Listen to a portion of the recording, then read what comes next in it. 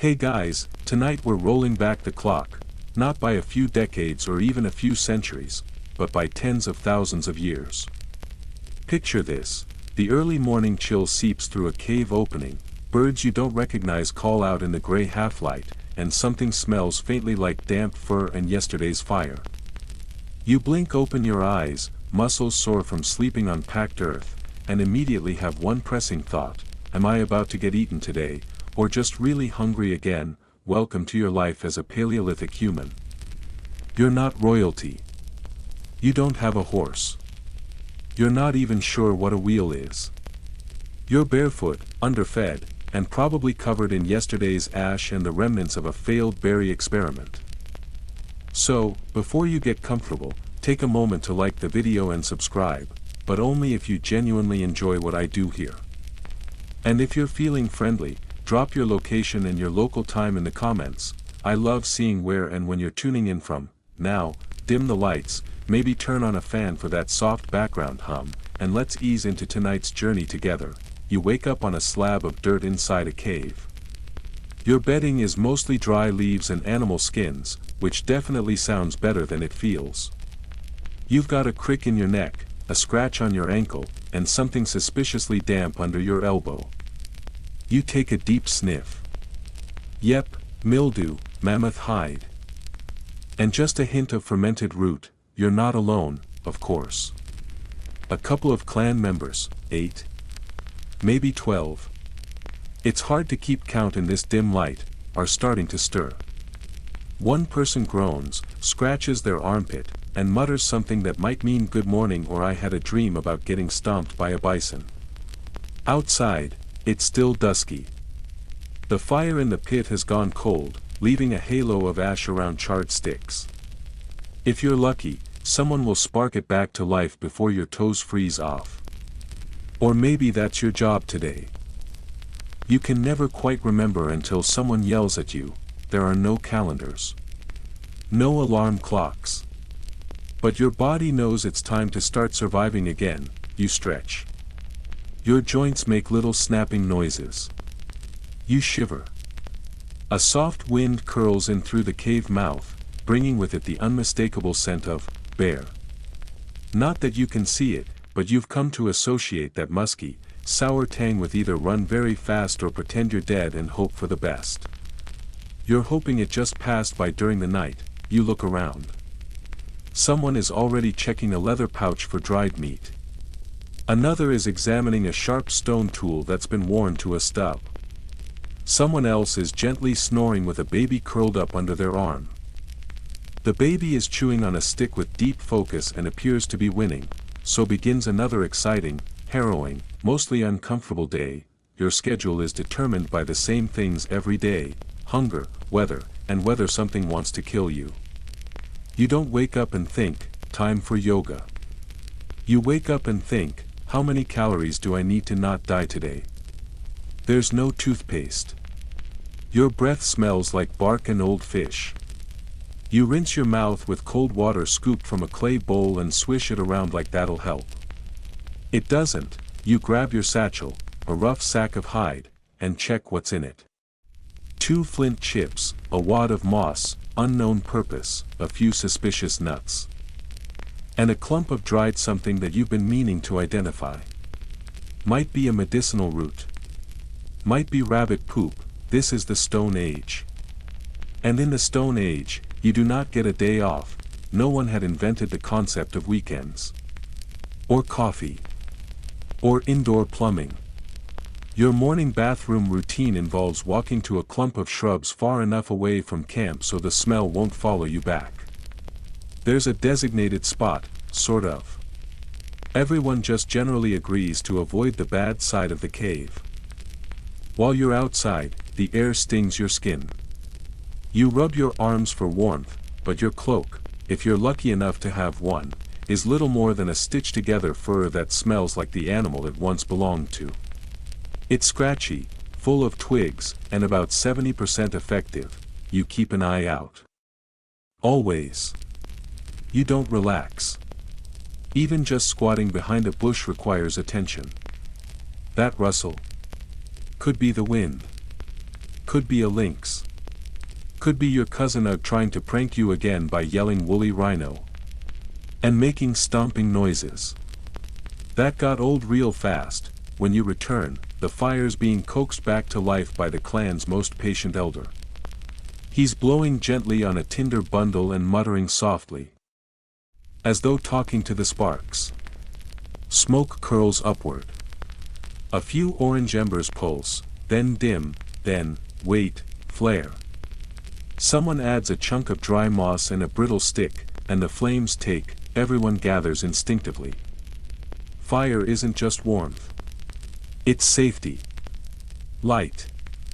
A shared comfort. The kind of thing you stare into and remember that you're still alive, and while you're sitting there, rubbing your feet together and watching the sparks, someone hands you a roasted beetle on a leaf. It's breakfast, probably. You chew it. It's crunchy, a little tangy, and definitely still has legs. You pretend not to notice. Historians still argue whether early humans had structured meal routines or just ate opportunistically throughout the day. Either way, you're not logging into a food delivery app. If you're lucky, someone remembered where they buried last week's leftover tubers. If not, you're going to be burning a lot of energy just to track down your first proper snack. As you eat, a few of the older clan members begin their ritual of checking the area. One climbs to a vantage point above the cave and scans for movement, her eyes squinting into the dawn light. She's not the scout because that role doesn't officially exist. But everyone knows she sees things others don't. Like when she spotted the leopard curled behind that boulder 2 weeks ago. Or the time she smelled a storm before the sky even clouded over. Down in the valley, faint wisps of mist hover above the ground. You hear a distant bird cry, sharp and repetitive. To the untrained ear, it's just noise. To you, it might mean water nearby. Or danger. Or both. No one invented chairs, so everyone either squats or leans against cave walls. Someone is already sharpening a spear point using a round stone and intense concentration. The sound it makes is both soothing and slightly maddening, like teeth scraping together, and yes, you made that spear. Or tried to. Tool-making is less a fun afternoon hobby and more a frustrating, tedious, absolutely vital task that takes forever and will probably fail anyway. Want to make a flint blade? Step 1, hit a rock with another rock. Step 2, get mad when it breaks in the wrong place. Step 3, repeat for 6 hours. The average Paleolithic toolkit didn't come with instructions. Or guarantees. You learn by doing, and you get injured often. Sliced fingers, bruised thumbs, and what even is this moments happen daily. Still, the tools are everything. A sharp edge means you can skin an animal faster, carve wood better, dig roots more efficiently, and even signal danger with a loud clang if you hit two together. That sound has saved your life before, and while we're on the topic of danger, remember the time someone fell asleep outside the cave? Yeah. That didn't end well. Which is why you and your group are very careful to sleep in clumps, stay near firelight, and make sure at least one person is always awake at night. Do you feel rested? Not really. You sleep in bursts, in fear, in tight curled positions that leave you stiff and sore. But you've adapted. Kind of. Your dreams are wild, full of falling, of running, of teeth in the dark. Still, you get up. You always get up, because in this time, in this world, you don't have luxury. You have instinct. You have grit. You have that gnawing feeling in your gut and the unspoken pressure to keep moving. To find food. To protect others. To stay alive, and so, the day begins, not with a sunrise yoga flow or a peaceful cup of tea, but with gnawed beetles, bone tools, and cold feet. Welcome to your morning in the Stone Age. Breakfast is technically over, but you don't feel full, just slightly less desperate. A roasted beetle and a chewed root don't exactly scream balanced nutrition, but they're enough to get you moving. Your stomach is still rumbling like distant thunder, and you know you'll have to keep eating throughout the day, not because you're greedy. Because if you don't, your body will start rating itself for fuel. And you need every bit of strength for the long hours ahead. You brush the dirt off your legs and walk toward the tree line with a few others.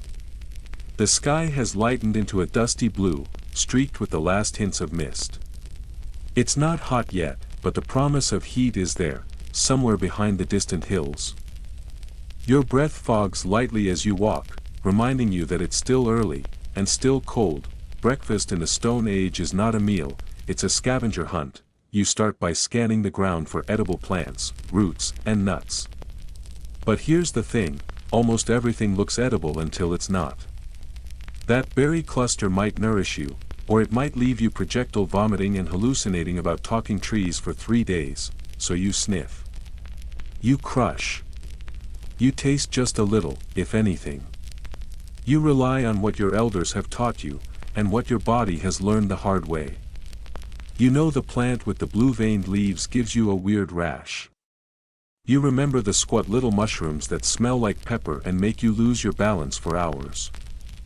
Historians still argue whether early humans had consistent knowledge of safe versus poisonous plants, or whether each generation had to relearn the hard way. You're guessing it was a bit of both. You learned from your people, sure, but trial and error was still the reigning champion. Emphasis on the error part. One time, you watched your cousin rub a reddish leaf on his arm because it smelled like mint. He spent the next 2 days with a swollen limb and a rash that looked like angry fish scales. He doesn't sniff leaves anymore. He just squints at them like they owe him money. You crouch and dig around a tree root. The soil is dark and cool, and your fingers feel numb after a few minutes. You find something, tuber-shaped, knobby, and promising. You knock it against a rock to shake the dirt loose, then scratch the skin. No smell.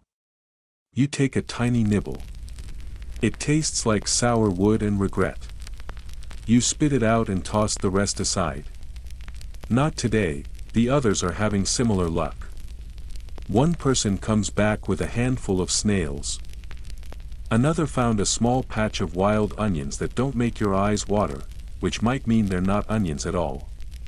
A third found a wasp nest and is proudly offering the squirming larvae inside. You pretend to be excited.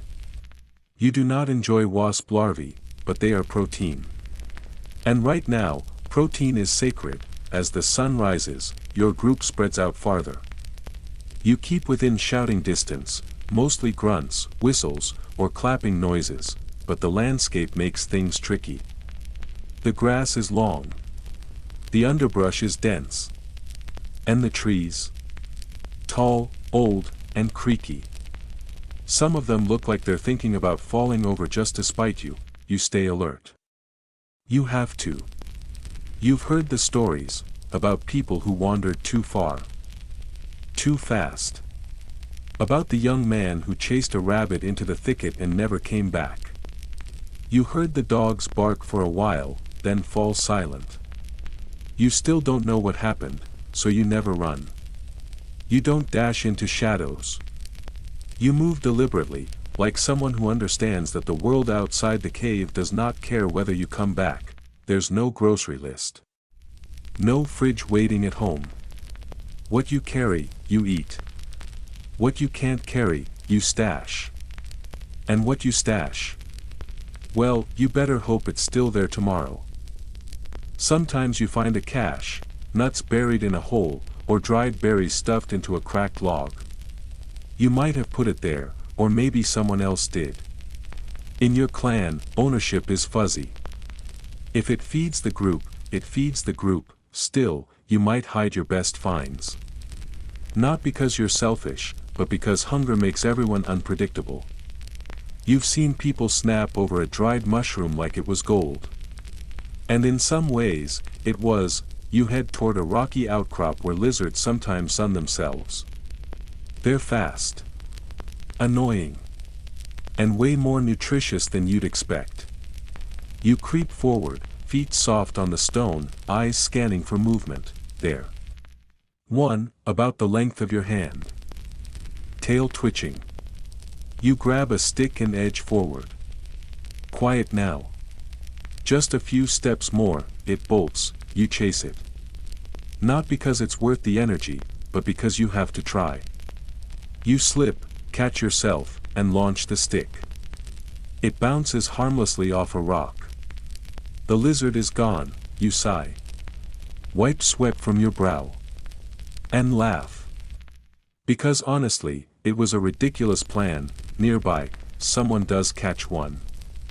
They whoop in triumph, raising it by the tail like a trophy. You cheer along with them, even though you're mildly annoyed. Sharing kills is mandatory, but gloating is optional. Eventually, the group regathers. You count faces. All here. A minor miracle. You've all gathered something, though none of it feels like enough. A handful of roots. Some tubers. Snails. The lizard. A few wild apples that taste mealy but sweet. This is breakfast. Or lunch. Or brunch. Time doesn't matter. Hunger is the clock. As you eat, the group rests in the shade of a tree that looks like it's been here since time began. Its bark is thick and gnarled, and the roots push up like ribs from the soil. You lean back against it, close your eyes, and try to relax. Someone hums. Low, tuneless, but soothing. Another person starts tapping a stick against a rock in a gentle rhythm. It's not music, exactly, but it's something. A moment of peace. You look around. A child nearby is chewing on a pine cone with unnerving determination. Two adults are carefully breaking open snail shells with a piece of antler. Someone else is cracking jokes in that not-quite language everyone speaks. It's all grunts and gestures, but somehow, it works. One of the elders starts telling a story, sort of. He makes shapes in the dirt with a stick, a circle, a jagged line, a wavy path. You recognize it. It's the ridge above the cave, the river bend, and the place where the herd passed last moon. The map has no names, no scale, but it's burned into your memory. You start to doze a little. The sun is warm. Your belly is half full. Your hands are dirty, and your feet are sore. But this is as close to content as you've been in days, until someone lets out a sharp bark, movement, something in the grass. Could be deer. Could be something worse. Everyone stills. The child drops the pine cone. A tense quiet falls over the group, then, you see it. Ears. Brown fur. Long legs. It's an antelope. Just one. Thin. Alert. Grazing close, but not too close. It doesn't see you. Not yet. One of your companions gestures. Do we go for it? The group exchanges looks. You're not the best hunters, not today, not unprepared. But still. It's there. You grip a rock. Just in case. Another person creeps toward the antelope, slow and low. The rest of you hold your breath, then, a bird shrieks overhead. The antelope bolts. Gone in a blur of muscle and dust, you all exhale. No one's angry. That's just the way of things. You gather your satchels and your dignity, and you begin the walk back. Not empty-handed. But not triumphant either. It's a long walk. And you talk as you go, not with words, really, but with sounds. A grunt here. A sigh there. Someone mimics the bird that scared off the antelope, and everyone laughs. Even in disappointment, you find humor. Back at the cave, the fire is burning strong. Some of the others have returned from their own expeditions with firewood and moss.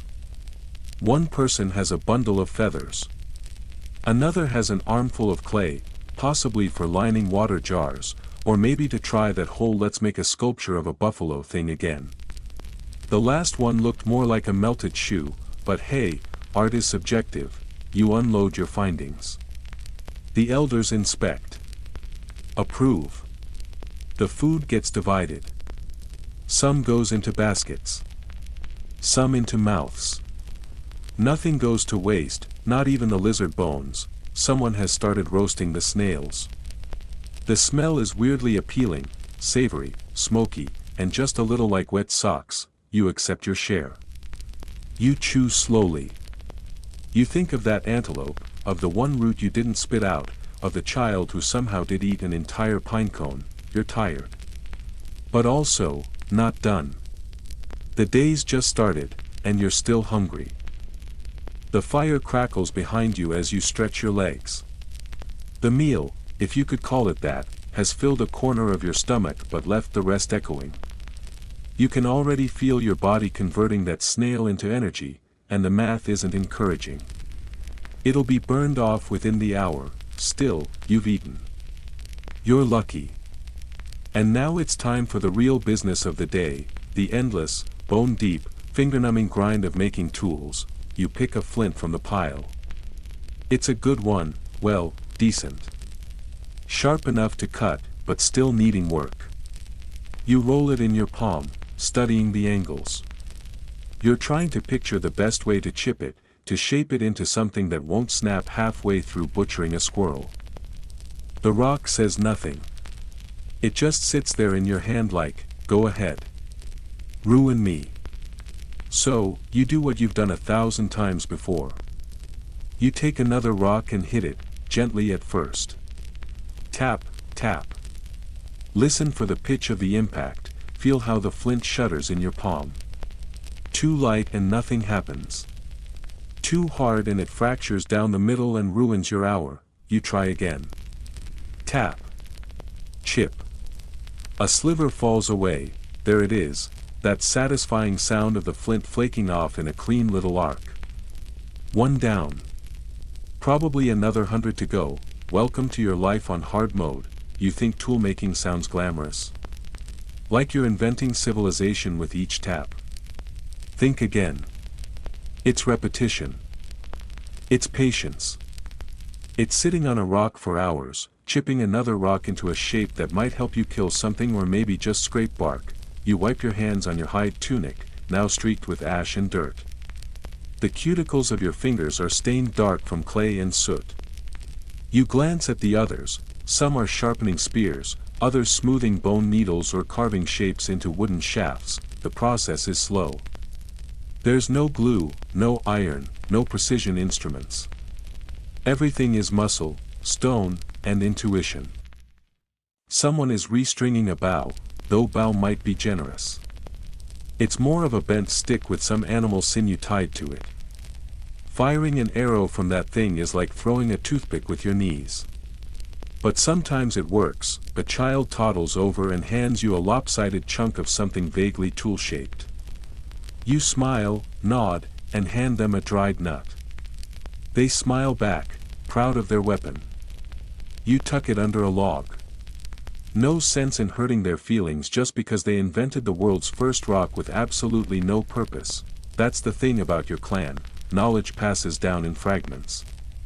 You learn by watching, trying, failing, and getting corrected by people who also learned by watching and failing. It's not formal. It's not clean. But it's how things keep moving forward. Historians still argue whether early human toolmaking was taught deliberately or just mimicked over time. Judging by your own experience, it's a mix. Some things are taught with careful demonstration. Others are caught like a cold. You pick them up by breathing in the same space as someone who knows what they're doing, and sometimes, nobody really knows. You all just pretend. Take, for example, the person across from you who insists that pressing the flint between two bones while humming speeds up the process. Does it? Doubtful. Do you argue? Absolutely not. Because it works for them, and they're 3 spears ahead of you. So you chip, you carve, you whittle. You tie things with sinew, with reeds, with hope. You've been working for over an hour when your stomach growls again. You ignore it. Not because you're brave, but because there's nothing else to eat. You'll scavenge more later. For now, you chip, you're making a scraper, a sort of Swiss Army knife of the Stone Age. If it comes out right, it'll slice meat, shave wood, cut hide, and dig holes. If it doesn't, you've made yet another fancy paperweight for a world that has no paper. As you work, the sky shifts. A breeze moves in from the west. You pause, sniff the air. Dry. Warm. No storm today. Probably, you feel the weight of the sun creeping down your back as noon approaches. The light hits your stone at the wrong angle now, casting shadows in all the worst places. Your eyes ache from squinting. Your fingers throb from the endless tapping. Your shoulders are beginning to seize up, and you're still only halfway done. It's at this point you realize, this is your version of a desk job.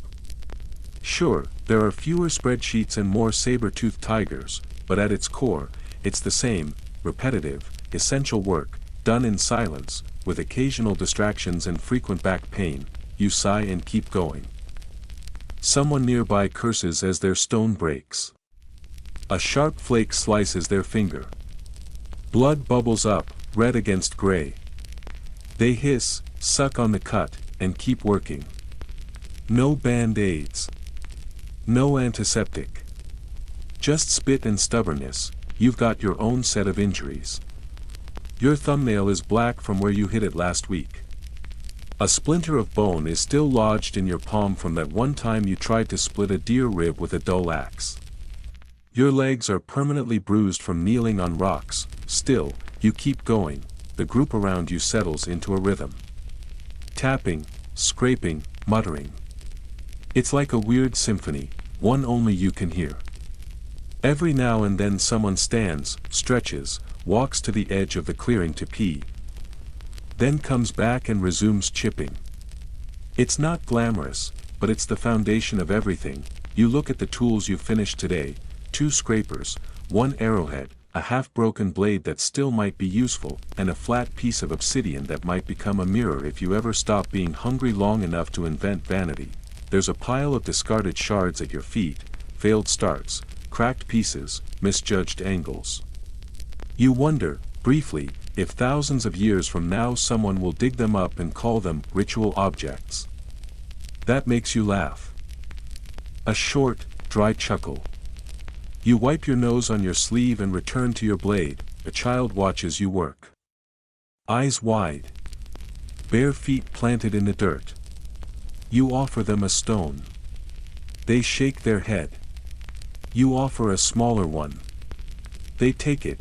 You show them how to tap. Gently. At the edge. They try. It slips. They wince. You nod. Try again. They do. Somewhere nearby, someone is pounding fibers into thread with a smooth stone. You recognize the rhythm. 2 beats, pause, 2 beats. It means they're trying to make cordage strong enough to bind a spearhead. It also means they're going to be muttering curses for the next hour.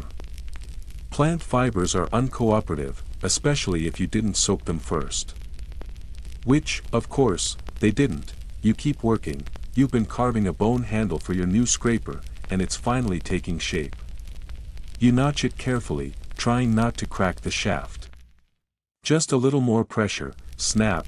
You stare at the broken handle in your hand, breathe, don't scream. You pick up another bone and start again. Such is life. The irony is, you'll use this tool for maybe an hour before it dulls. Then it's back to the rock pile. The grind never ends. But it keeps you alive. And that's all that really matters. Your cousin wanders over, drops a finished spear by your side, and sits with a thump. They glance at your pile, raise an eyebrow, and grunt approvingly.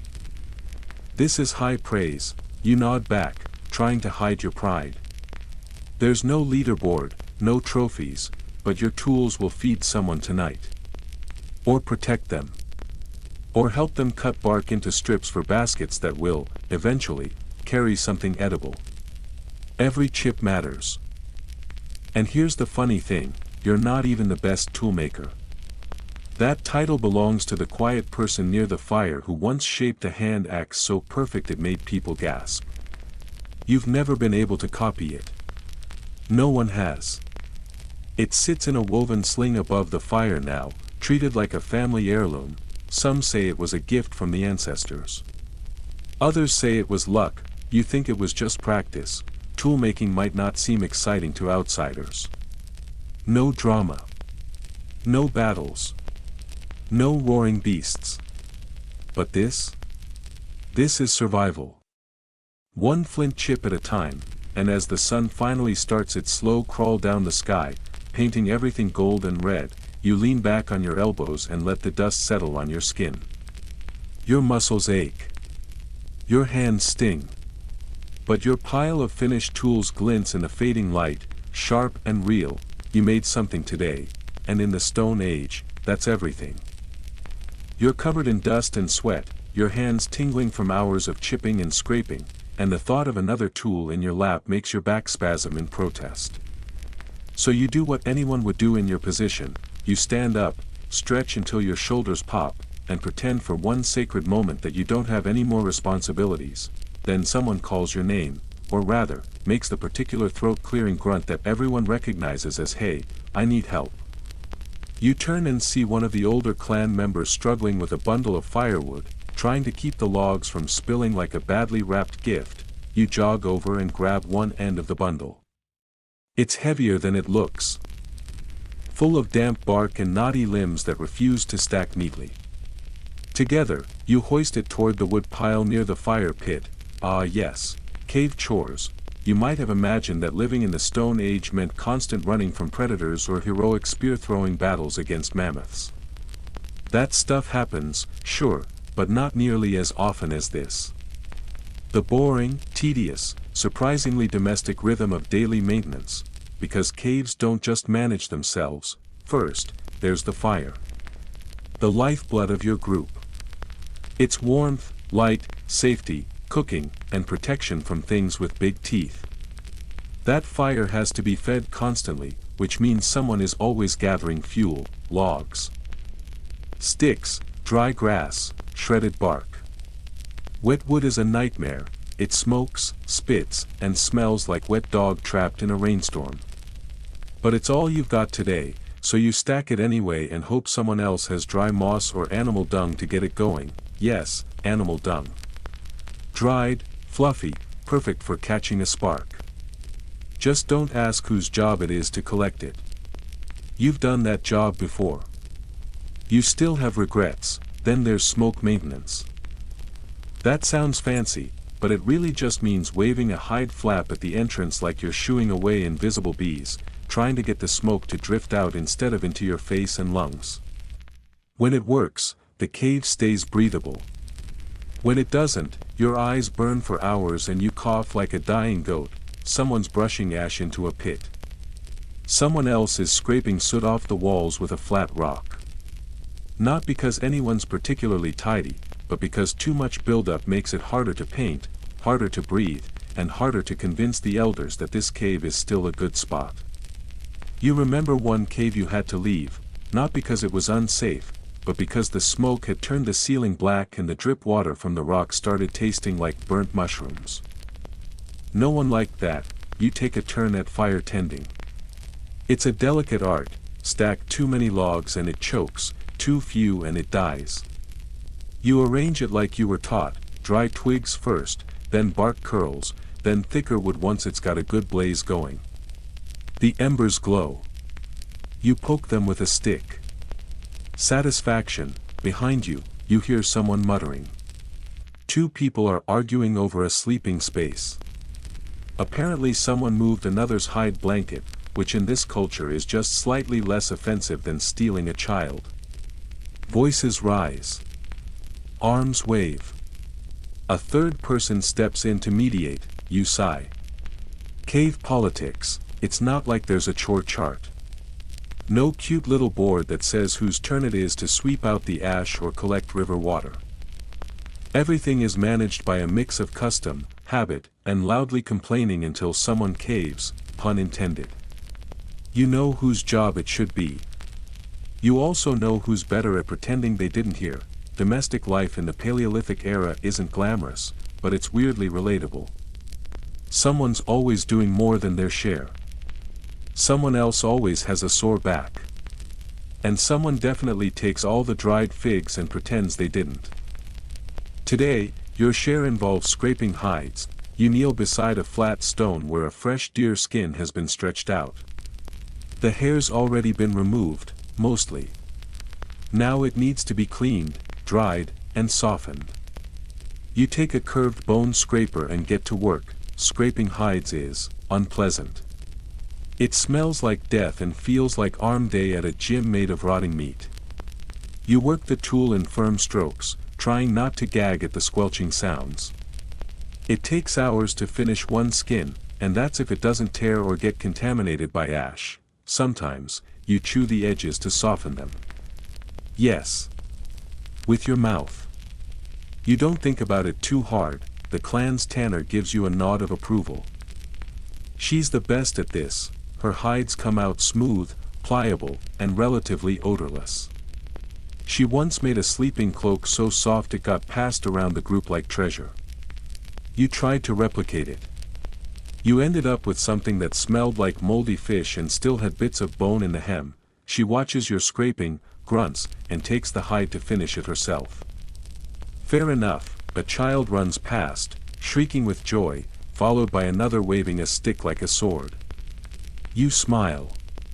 Kids are chaos, but they're also entertainment. And it's oddly soothing to know that no matter how dangerous the world is, children will still turn mud into paint and bones into drumsticks. Someone drops a basket of gathered moss near the fire. Another person starts arranging flat stones for drying meat, even though you haven't caught any meat yet. It's called optimism. You glance toward the cave entrance. The light has shifted again. Long shadows. The sun is angling toward its downward slide. The afternoon chores are winding down. Someone's washing out a water gourd by swishing river stones inside to scrub the inside walls. You join them. The water is cold, murky, and smells faintly of fish. You slosh it around, pour it out, refill. Clean enough, then it's time for one of your least favorite chores, pest patrol. Caves attract bugs. Also snakes. And, if you're really unlucky, hyenas or worse. Every couple of days, someone has to check the cracks and corners for signs of unwelcome company. You grab a torch, light it from the fire, and shuffle to the back of the cave. The walls glisten with condensation. Spider webs lace the ceiling. You prod a few crevices with a stick. You find one very startled bat, 3 beetles, a pile of mysterious scat. You decide not to investigate, and a tiny snake that slithers off before you can scream. You decide the back half is safe enough. Back at the fire, the smoke is curling gently out the top of the chimney crevice. The smell is earthy, warm, and tinged with charred moss. Someone adds dry herbs to the flames, and the air briefly fills with the smell of mint and sage. Not bad, honestly. Covers up the musk of old hides and body odor. Speaking of which, hygiene, this isn't the time for hot showers or lavender soap. Hygiene here is practical. You wash in the river when it's not freezing. You scrape dirt off your skin with flat rocks. You rub ash into your hair to cut grease. You pick lice off each other like affectionate monkeys. Someone once tried making a bath by heating stones and dropping them into a hollowed-out log full of water. It sort of worked, until the log cracked and flooded half the cave. Everyone smelled like wet smoke for days. Your teeth are another issue. No toothbrushes. No floss. You chew sticks, rinse with water, and hope for the best. One of the elders has a mouth full of gaps and a permanent grimace. You do not want to end up like that, so, occasionally, you chew birch bark. It's bitter but helps clean your gums. That's your version of dental care. That and not dying before 30, there's a low hum of conversation around the fire now, murmured tones, occasional laughter, the rhythm of home life. You sit back on your haunches and let the warmth seep into your bones. Someone's mending a net. Someone else is patching a cloak with sinew and animal gut.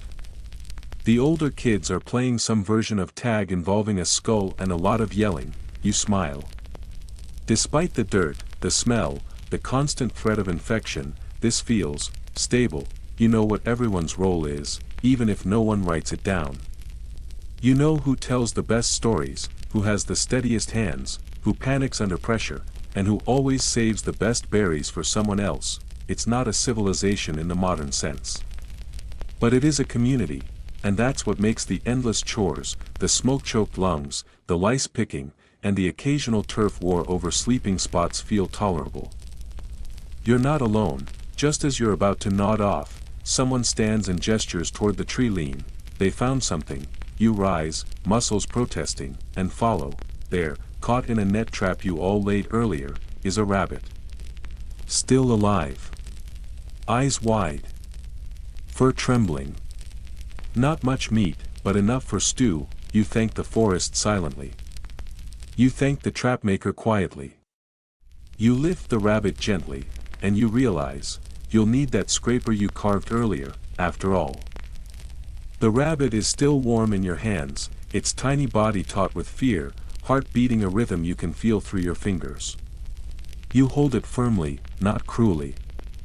It doesn't struggle much, too stunned or too tired. You can relate. Back at the fire, the clan gathers as the animal is brought forward. There's no celebration, no cheering. Just quiet appreciation.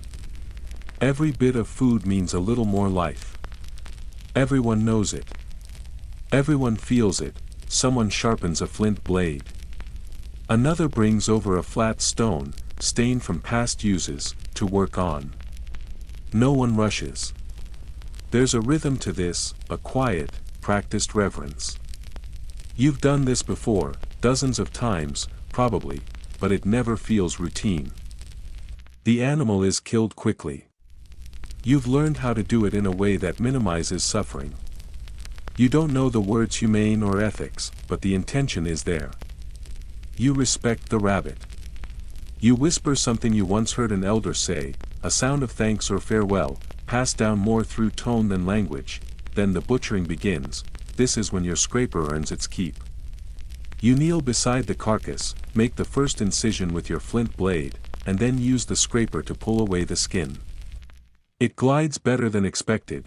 Your chipping work earlier paid off. A smooth edge, the right curvature, not too brittle. The meat is pale and lean, but fresh. No rot, no parasites. A small victory. Skinning an animal is part science, part art, part very smelly chore. You work with care, trying not to tear the hide. Every inch of it is useful. Clothing, wrappings, bindings. Even the tiniest scraps will be saved, dried, or chewed into thread. You don't waste anything. The bones will be cracked for marrow. The sinews pulled for thread. The organs, if they're not spoiled, will be boiled or dried. The head? Maybe boiled for stew. Maybe cleaned and hung as a charm. Depends on what the elders feel like today. The meat goes into a clay-lined pit near the fire. Someone adds herbs. Another pours in water from a carved gourd. This is going to be dinner. Not a feast, but something hot. Something that might quiet your stomach's complaints, at least until dawn. The rabbit is small. Not everyone will get much. But no one complains. This is the Paleolithic version of it's not much, but it's honest work.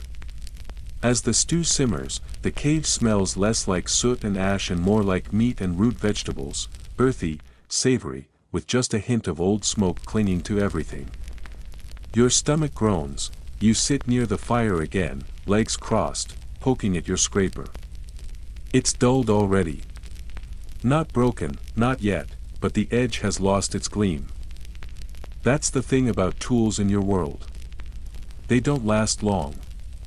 You can spend an hour crafting something that works for just a day or two. Sometimes, someone will get lucky and make a knife that lasts a whole moon. Those are prized. Protected. Even passed down. Your cousin has a spear point from their mother, who got it from her father. The point's been retouched so many times it's smaller than a chicken bone now, but still sharp. As you examine your tool, a child toddles over and holds up a stick with a bug skewered on the end. You nod, solemnly. Good hunting. The child beams, then runs off to show someone else. That's how it is, always learning, always showing. No school, no chalkboard. Just imitation and improvisation. A few days ago, that same child tried to build a net out of vine and bird bones. It didn't work, but it looked impressive. Someone hung it above the sleeping area as decoration. Probably to inspire others. Probably to keep the kid from feeling bad. You can't help but wonder how long it took early humans to realize that bone could be shaped, too, not just stone. Bone tools are more flexible, less brittle, and great for piercing or smoothing hides. But they require a different kind of patience. You have to soak them, scrape them, dry them just right. Get it wrong, and they snap under pressure. Historians still argue whether bone tools came from direct experimentation or just accidents. Did someone one day sit on a rib the wrong way and think, hey, this would make a good awl? Probably. Most of the best innovations happen because someone messed up creatively. As the sun begins to lower behind the hills, the cave gets darker. Someone lights more torches. A few flickering flames reflect off the cave walls. You can see the faint outlines of ochre drawings, animals, mostly.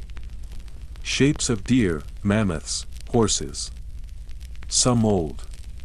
Some fresh. You remember helping with one of them. Your first handprint. Pressed in red clay against the stone. Your mark, frozen in time. Your version of I was here. And maybe, deep down, that's all any of you want, to be remembered.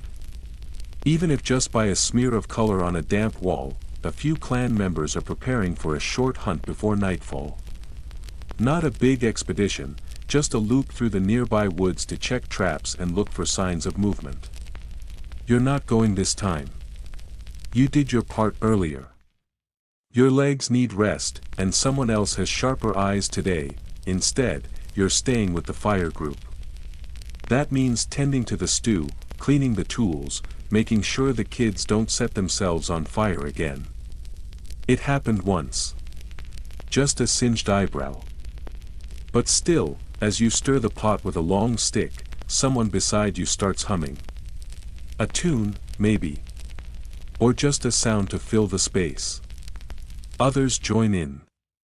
Low, quiet, almost a chant. You don't know where it came from. No one remembers who hummed it first. But it's familiar, comforting.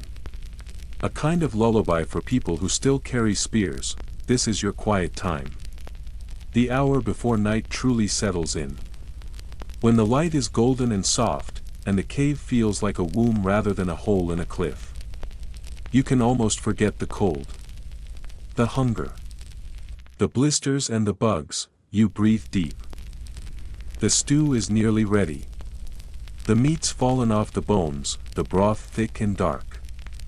Someone passes out small bowls, carved from wood, shaped from clay, half-cracked but still holding strong. You ladle out portions carefully. Everyone gets a bit of meat, a few tubers, a sip of hot broth. You eat slowly. Quietly. You savor each bite. It's good, not restaurant good. Not even campfire good. But survival good, and that's a whole category of flavor you've come to appreciate. Rich, smoky, gritty in places, and full of warmth, the fire crackles. The sky outside dims into purple. Someone adds another log. Sparks jump upward. A child leans against your arm, half asleep with broth on their chin. You wipe it away with the edge of your cloak and pull them closer. Night is falling. Someone near the cave entrance begins arranging the sleeping hides, stacking them neatly, shaking off the worst of the dirt. You hear quiet voices assigning watch duties. 2 people will take first shift. Then 2 more. Then 2 more. There is never a time when no one is awake. You learn that the hard way, the night the wolves came too close. You finish your stew, set your bowl aside, and pick up your scraper. Just one more round of sharpening. You can't help it. It's almost meditative now. Like brushing your teeth, if brushing your teeth involved holding a dangerous piece of rock an inch from your fingers in the dark. You watch the flames flicker on the walls. You notice, for the first time, that someone's added a new figure to the drawings. A bison, mid-run. Its legs blur slightly, like it's in motion. Whoever made it has talent. You feel a brief surge of envy, then pride. That person is in your clan. Part of your story, you lie back on your hide blanket, head resting on a bundled tunic, and let your eyes drift shut. For a few minutes, you sleep, just a nap. Just enough to restore your nerves. You dream of soft ground, of rivers that don't run dry, of trees heavy with fruit, then a whistle. You sit up, startled but not panicked. The hunters are back, and they brought more than just news. Wrapped in a sling between 2 of them is the body of a wild goat. Small, scrawny, but intact. Its horns still gleam. Its fur is patchy but clean. You stare in amazement. This is rare. This is food for days. There's no cheering. Just wide eyes. Quick motion. Quiet gratitude. Tomorrow will be full of butchering, smoking, curing, storing. You'll be elbow deep in goat fat by noon. Your scraper might break. You'll probably get another blister, but tonight, you sleep knowing that the cave will be fed. The cave smells like goat, not the barnyard, fuzzy-headed kind of smell, but a deep, metallic, almost oily thickness that seeps into everything, your clothes, your skin, the very walls. It's early morning, and the sun hasn't quite reached over the ridge, but you're already elbow-deep in sinew and fat, working to separate meat from bone while trying not to gag on the smell of stomach contents leaking onto the rock. Welcome to butchering day. It's an all-hands situation. The goat the hunters brought in last night wasn't huge, but it was clean, well-fed, and most importantly, intact. That's rare. Usually, prey is either too mangled by the time it gets dragged back, or only partially recovered after scavengers get the first bite. But this goat? This one's a gift. You've got your tools laid out, a resharpened scraper, a flint knife with 1 clean edge and 1 chipped corner, and a bone awl for finer cuts. Beside you is a basin, a hollowed tree stump, for catching scraps. Someone else is on gut duty, carefully peeling away the organs, placing each one in its own dish, sniffing for freshness. If anything smells too sweet, too sour, too wrong, it gets tossed. You don't take chances with spoiled innards. Not after what happened last winter. That memory still haunts you. The fever. The sweating. The hallucinations of talking deer and fire-breathing wolves. And the vomiting. So much vomiting, so today, you're careful. You pull the hide away in slow, steady motions, working the blade between skin and muscle. The hide doesn't come off easily, it clings, especially around the legs and spine. But eventually, it yields, and you set it aside, still mostly intact. Someone else will clean it, stretch it, maybe even make a cloak. If they're feeling generous, they'll let you keep a strip to patch the seat of your tunic. Your hands are slick with fat. Your knees ache from kneeling. Your shoulders burn. And you haven't even gotten to the bones yet. But you're not alone. All around you, the clan is in motion. One person sorts usable fat from the messier chunks. Another is stacking kindling around the smoke pit, preparing to dry what can't be eaten right away. A third is cracking smaller bones to get at the marrow, a delicacy and a powerful nutrient source. You, meanwhile, are trying to cleanly extract a femur without splitting it down the middle, because if you mess up, it won't be usable for tools. And tools, as you've learned, matter just as much as food. Historians still argue whether early humans hunted for meat primarily, or if tools were an equally important motivation. Was the marrow worth more than the muscle? Was the bone all more valuable than a few strips of flank? In your world, the answer shifts daily. Today, you want the femur. Not just for the marrow, but because you've been trying to make a better digging tool. Your last one snapped while trying to pry out tubers. You almost cried. Almost, with a gentle twist and a satisfying pop, the bone comes loose. You grin, you wrap it in a piece of hide and set it aside before returning to the carcass. More meat to carve. More sinew to tease away from muscle. Every strand matters. It can be dried and twisted into cordage, stronger than plant fiber, more durable than reeds. Someone's already started setting up the drying racks. They lash sticks into triangles, lean them over the fire, and drape long ribbons of meat across the top. The smoke will do the rest. It keeps insects away. Slows rot. Adds flavor, too, though that's not the priority. You glance at the horizon. Still early. The sky is soft blue, with clouds streaking across like lazy brush strokes. The morning air is cool. Your breath fogs slightly. You take a break. You wipe your hands on a strip of bark. Then on your tunic. Then give up and just accept that you're going to smell like goat for the next several days. You stretch your back and walk to the stream nearby. The water is icy, but it feels good against your skin. You scrub your arms. Your face. Your hands. The water runs cloudy with blood, then clear. You splash your face again. It stings, but it wakes you up. You sip from your cupped hands. The water tastes like moss and minerals. Like survival, as you sit by the stream, you notice someone carving something on a flat piece of bark. Not writing, there's no alphabet yet. Just shapes. Symbols. A line of dots. A spiral. A mark like a tree with one crooked branch. It's a memory, recorded in the only language you know, the language of pictures. You've done it, too. Scratched the outline of an animal into stone. Left marks on trees to say we passed this way.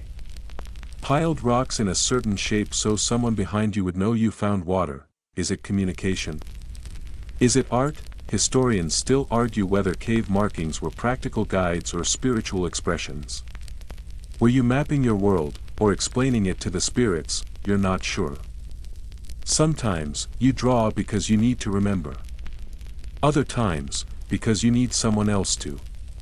Or because it feels good to put something of yourself into the world. Even if it's just a mark on bark, back at the cave, the work continues. The goat's mostly dismantled now. One group is working on boiling bones for soup. Another is packing fat into hollowed-out gourds for storage. A third group is scraping the hide, soaking it, stretching it, layering it with ash to remove the last clinging hair. You take the femur you saved and sit down with your carving stone. This will take time. Bone is trickier than flint. It doesn't flake, it shaves. You have to scrape it, file it, shape it slowly. But once done right, it holds. You settle into the rhythm. Scrape. Test. Scrape. Test. You're shaping a rounded end into a wedge. Something strong enough to dig with, but narrow enough to break soil. Nearby, someone is making a needle. A real one. Tiny, sharp, with an eye carefully pierced through the top. You glance at it with quiet envy. It's one of the best technologies you've ever seen. With a needle and sinew thread, you can make clothes that fit better, hold tighter, protect you more. Without them, you're wrapping yourself in strips and hoping for the best. You once tried making your own. It snapped in half on the first stitch. You cried. Openly, but you'll try again. Maybe with a rib next time. You hear those work better. You glance up and realize the light has changed again. Midday. The fire glows steady. The drying racks are full. Someone sings softly near the cave mouth, a tune with no words. Just notes rising and falling like breath. You're still working your bone tool when the elder walks by. She crouches beside you. Watches. Nods, then she says a word. It's not your name. It's not a sentence. It's a word you've heard her say before, but always in moments like this. When a scraper works well. When a net catches something. When the meat comes off the bone in a clean strip, it means, roughly, good. You smile. That's all the praise you need. As the afternoon passes, the pace slows. The heavy work is mostly done. Meat is drying. Bones are simmering. The hide is being softened by someone chewing it methodically with a look of mild boredom. Children are using the leftover goat hooves as pretend drums. You let them. There's a contented buzz in the air. A feeling that, just for today, things are okay. You walk toward the edge of the woods. Just to stretch your legs, you find a rock and sit. Watch the wind move through the grass. A lizard darts across your foot. You don't chase it this time. From here, you can see the cave clearly. Smoke rising. People moving. A cluster of lives, small and stubborn, clinging to the edge of a very big world. You wonder what's beyond the ridge. Maybe more trees. Maybe other people. Maybe animals you've never seen before. You don't think in maps. You think in seasons. In sun paths. In watering holes and berry patches. You think in memory, not distance. You've never named this place. But it's home. You look down at your hands, rough, calloused, nicked from stone and bone. Hands that made a scraper. Hands that helped feed a clan. Hands that, tomorrow, will do it all again. Because you're not a hero, you're just a person, but in this world, that's enough. By the time you return from your short walk, the air around the cave has taken on that lazy golden hue that signals the beginning of evening. The kind of light that turns smoke into ribbons and rock faces into amber. It softens everything, your aches, your hunger, even the sounds. The kids aren't yelling anymore. The fire pops more quietly. The rustle of wind through trees sounds like whispering. You've had days like this before, days where nothing catastrophic happens. No surprise animal attacks. No food gone rotten. No fights over sleeping space. These days are rare. They make you nervous, because in this life, peace often comes just before something falls apart. You head back toward the main clearing and spot your cousin crouching at the edge of the fire pit. Carving something into a bit of bone. You can't quite see what it is, a pendant maybe, or a game piece. They don't look up when you approach, just shift over slightly to make room. You sit. Stretch your legs. Say nothing. That's the beauty of shared silence in your world. No one feels pressured to fill it, until someone breaks it. Of course, I saw a big track, your cousin murmurs. West of the tree line. 3 toes. You raise your eyebrows. Bear. They shake their head. Too narrow. I think it's a cat.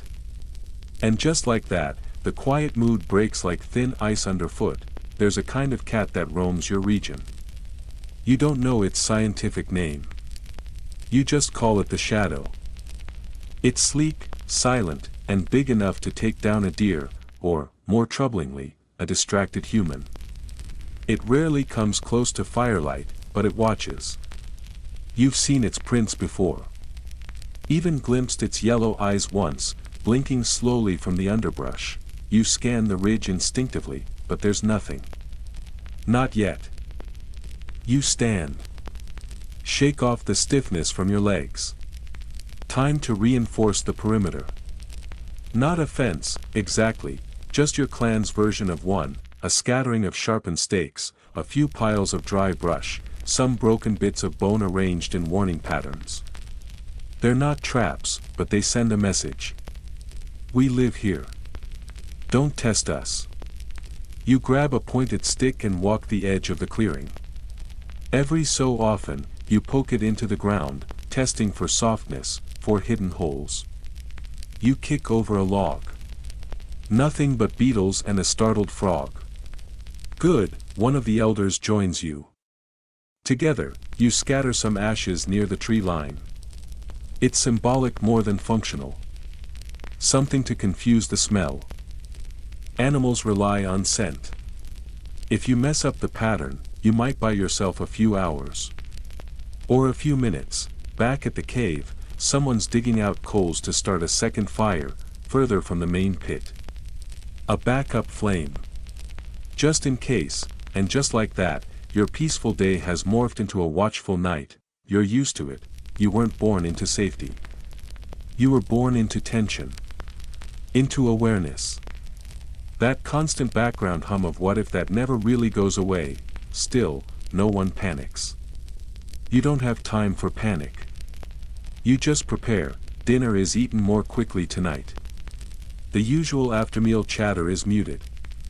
You chew your smoked goat meat in silence, eyes on the trees. Every snap of a twig makes your neck tense. Every bird that flies off makes you reach for the nearest stick. The children don't notice. They're already playing again, using smooth stones as pretend animals, building little villages out of sticks and dirt. You envy their ignorance. As darkness deepens, the clan gathers closer together. Two people take their places for the first watch, weapons in hand, eyes adjusting to the gloom.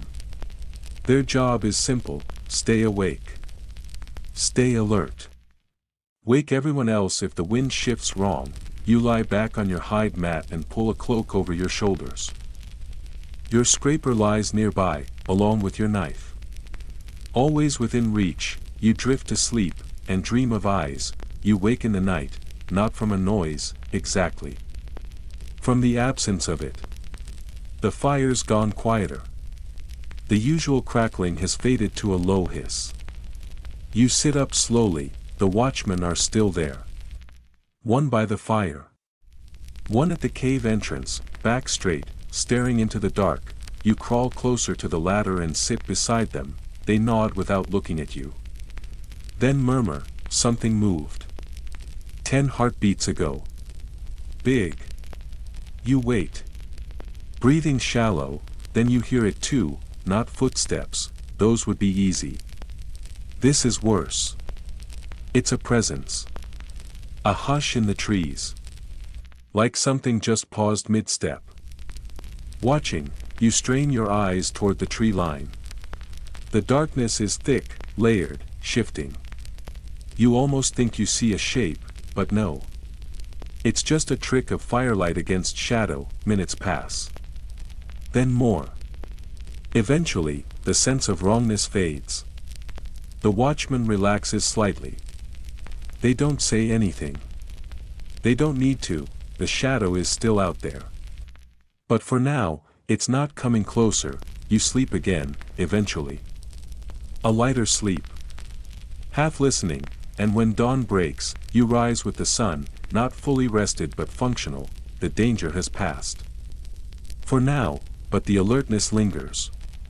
So does the memory. That's part of your life, these constant brushes with the edge. You don't always see the danger. But you feel it. You go through your morning routine, stretching, warming your limbs by the fire, checking your tools. But your mind's elsewhere. You're thinking of how vulnerable you are. How thin the line is between one more day and no more days. You know what it's like to lose someone, not to disease or accident, though those happen too. But to animals. One moment, they were beside you, laughing.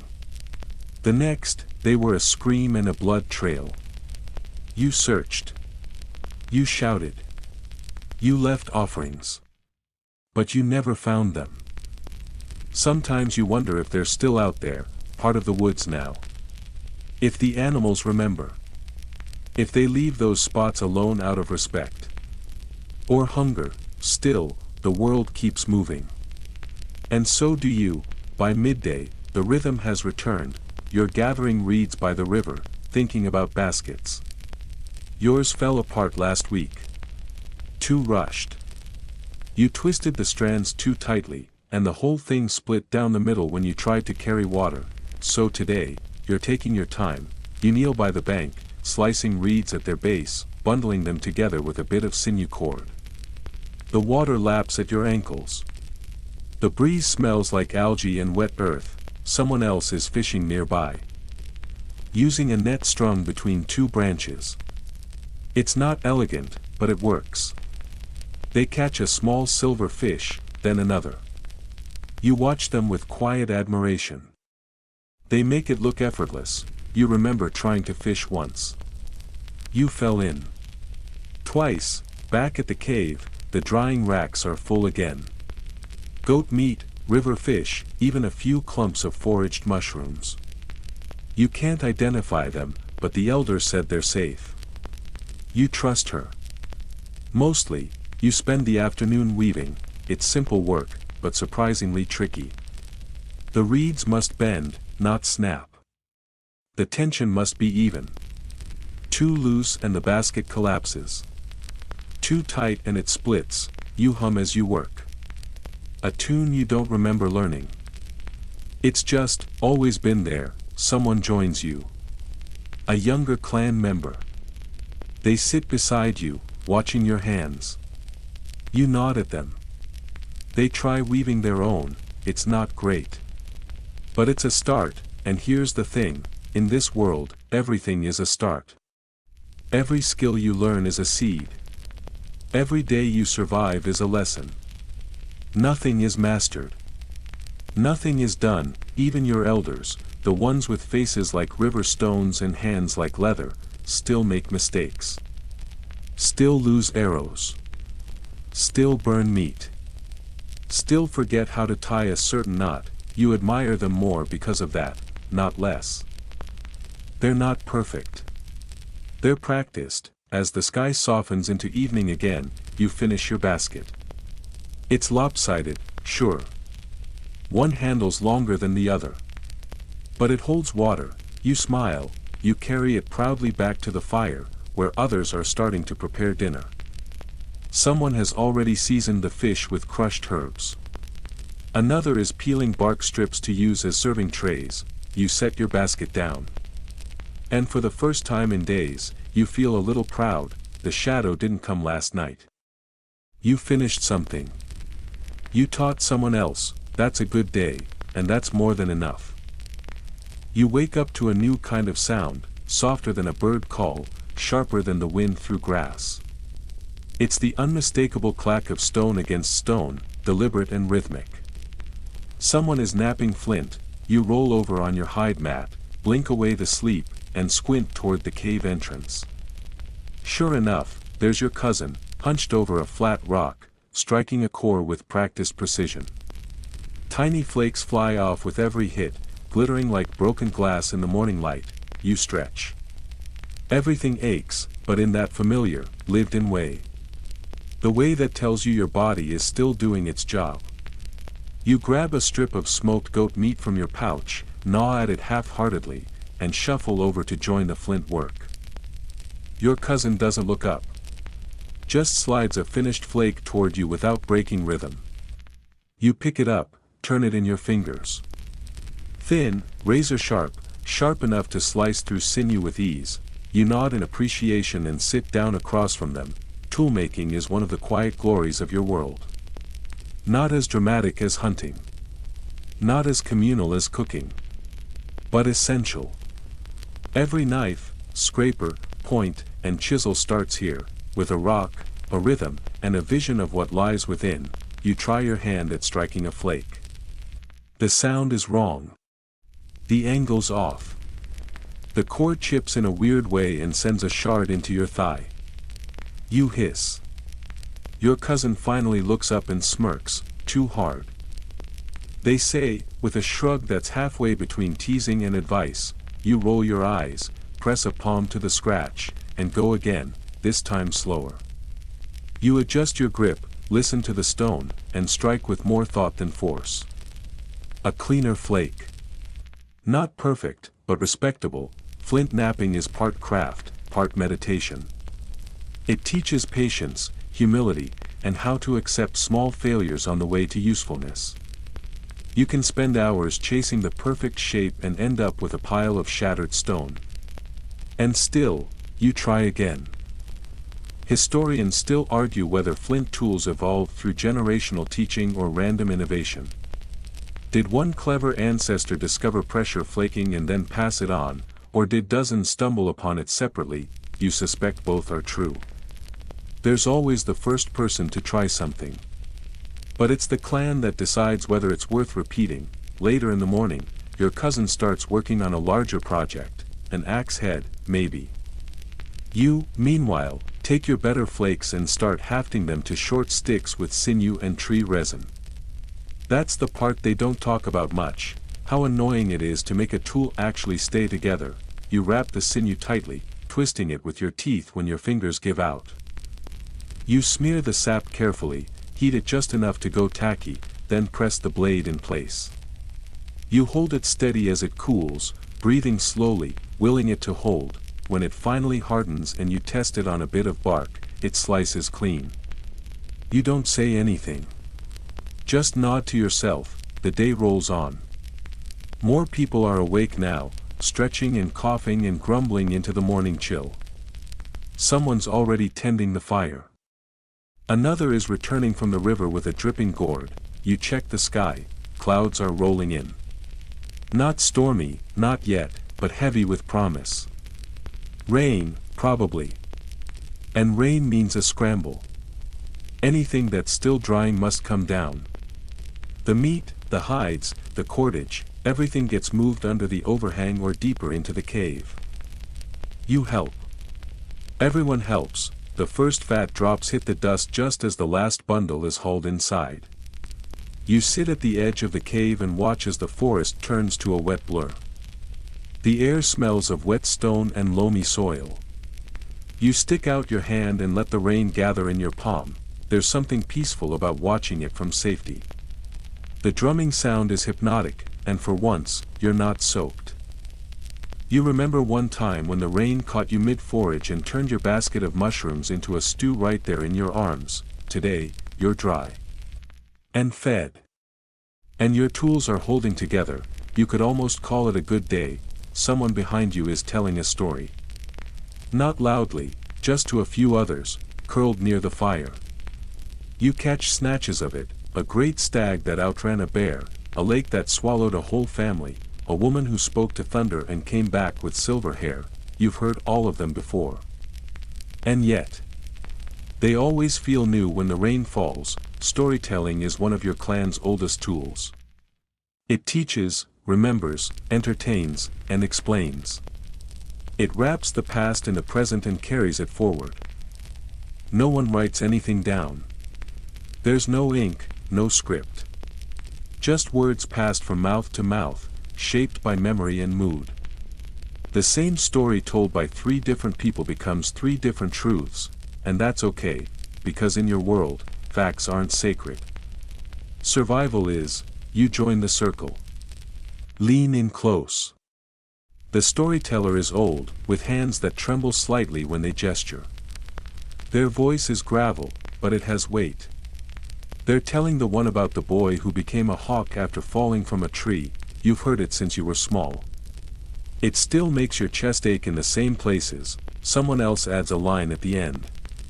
A twist you hadn't heard before. Everyone laughs. The old one smiles. The rain lasts most of the day. You spend the afternoon mending your cloak. A tear under the arm has been growing steadily worse, and it's now at the stage where your elbow keeps poking through like a turtle head. You use a sharpened thorn as a needle and sinew thread, clumsy but functional. Each stitch tugs at your fingers. Your hands aren't built for fine work, not after years of climbing, scraping, hauling, but you manage. Slowly, when it's done, you test the cloak by throwing it over your shoulders and miming a crouch. No poke. Success. You glance across the cave and see someone sketching in the soot on the wall. A handprint. A spiral. A line of dots leading to a crude animal shape. Is it a story? A map? A counting system? Historians still argue whether Paleolithic cave art was religious or mnemonic. Were you honoring the spirits or marking the days since the last hunt? You lean toward both. Because why can't it be both? You reach for a bit of ochre and press your own hand next to the others. One more print in the mosaic. One more reminder that you exist. The rain lightens. Then stops. The air smells sharper now. Fresher. The trees drip quietly in the distance. A few brave souls venture outside to check the damage. You stay in. No need to tempt fate. Wet leaves are treacherous, and your boots have holes, so you help clean instead. Cave maintenance never ends. You sweep ashes. You fold sleeping mats. You help stack the firewood that toppled in the wind. Someone's rebuilding a crumbled corner of the food pit, muttering the whole time. You hum to yourself as you work. Just a tune. No words. Maybe from your mother. Or your mother's mother. You can't remember. Night falls. The fire is stoked high to dry out the dampness. The logs hiss and spit. You sit with your knees hugged to your chest, listening to the crackle. Someone throws herbs onto the flames, and the smoke turns sweet. You breathe it in and feel the tension melt from your shoulders. You think about the tools you made today. The repairs. The story. The print on the wall. The small things that no one else will probably remember, but they matter. In this life, survival is 1,000 small things done well. Not one big act of bravery, but 100 quiet ones, sharpening a flake, stitching a tear, adding your hand to the wall. It's not about being the best. It's about being here, alive. Capable.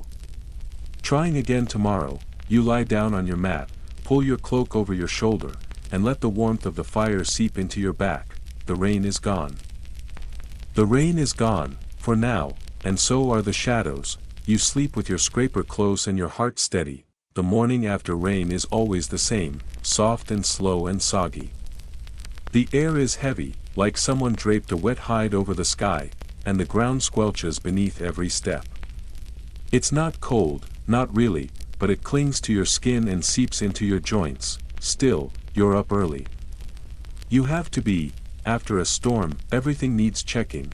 The firewood pile, half of it is damp, the drying racks, brought in just in time, and the paths through the underbrush, now mudslick and crawling with cheerful frogs. One of your traps might have been tripped during the night. That's the hope. Anyway. You didn't set them for fun, so, before the sun even clears the treetops, you've slung your foraging basket over your shoulder, tied your hide cloak around your neck, and stepped out into the dripping woods with a stick in one hand and cautious optimism in the other. You take the northern trail, the one marked with 3 stacked stones and a bent sapling. You can feel the moisture in the air, in your lungs, on your face. The forest smells alive, like crushed leaves and wet bark and moss. Everything is louder after rain. Every step you take sounds like a small apology to the plants. You check your first snare. Empty. But still in place. That's something. The second is the same. The third, it's been sprung. And inside is a small creature, a weasel, maybe. Not much meat, but better than nothing. You dispatch it quickly, with respect. You never drag out the kill, you wrap it in a fold of bark and stow it in your pouch. One of the elders makes a good stew from animals like this. Something with bitter roots and bone broth. Thick and earthy. You'll eat well tonight. Your fingers are cold and stiff as you press through the undergrowth. You stop to peel back moss from a fallen log. Beetles scurry. You gather a few fat ones, they roast up surprisingly crunchy. If you close your eyes and don't think about what you're chewing, you keep walking. Not aimless. Just, not rushed, because in this world, rushing is a good way to fall into a snake pit or twist your ankle or walk straight into a sleeping boar's afternoon nap. You know someone who did all 3. Same person. Same week, They lived, but they're now famous in the clan for very cautious walking. You find a few more edible plants, some tubers, a cluster of mushrooms you recognize. You think they're the safe ones, though there's always that sliver of doubt, and some berries that are still tart from rain. Not enough for a feast, but enough to make you feel useful. That's the secret currency of your world, usefulness. Everyone's value comes from what they do, not who they are. You're not better because you're faster or stronger, just more useful in a particular moment. On another day, someone else will shine. Historians still debate whether Paleolithic society had leaders. Were there chieftains? Or did the strongest voice change depending on the need, one person leading the hunt, another guiding the fire, someone else telling the stories? In your experience, power shifts like smoke. It drifts toward those who can hold it without choking. You make your way back toward the cave slowly, savoring the quiet. The birds are back. The frogs are louder. Somewhere nearby, a deer shifts in the brush. You let it go. You've got enough for today. When you return, the fire is crackling again.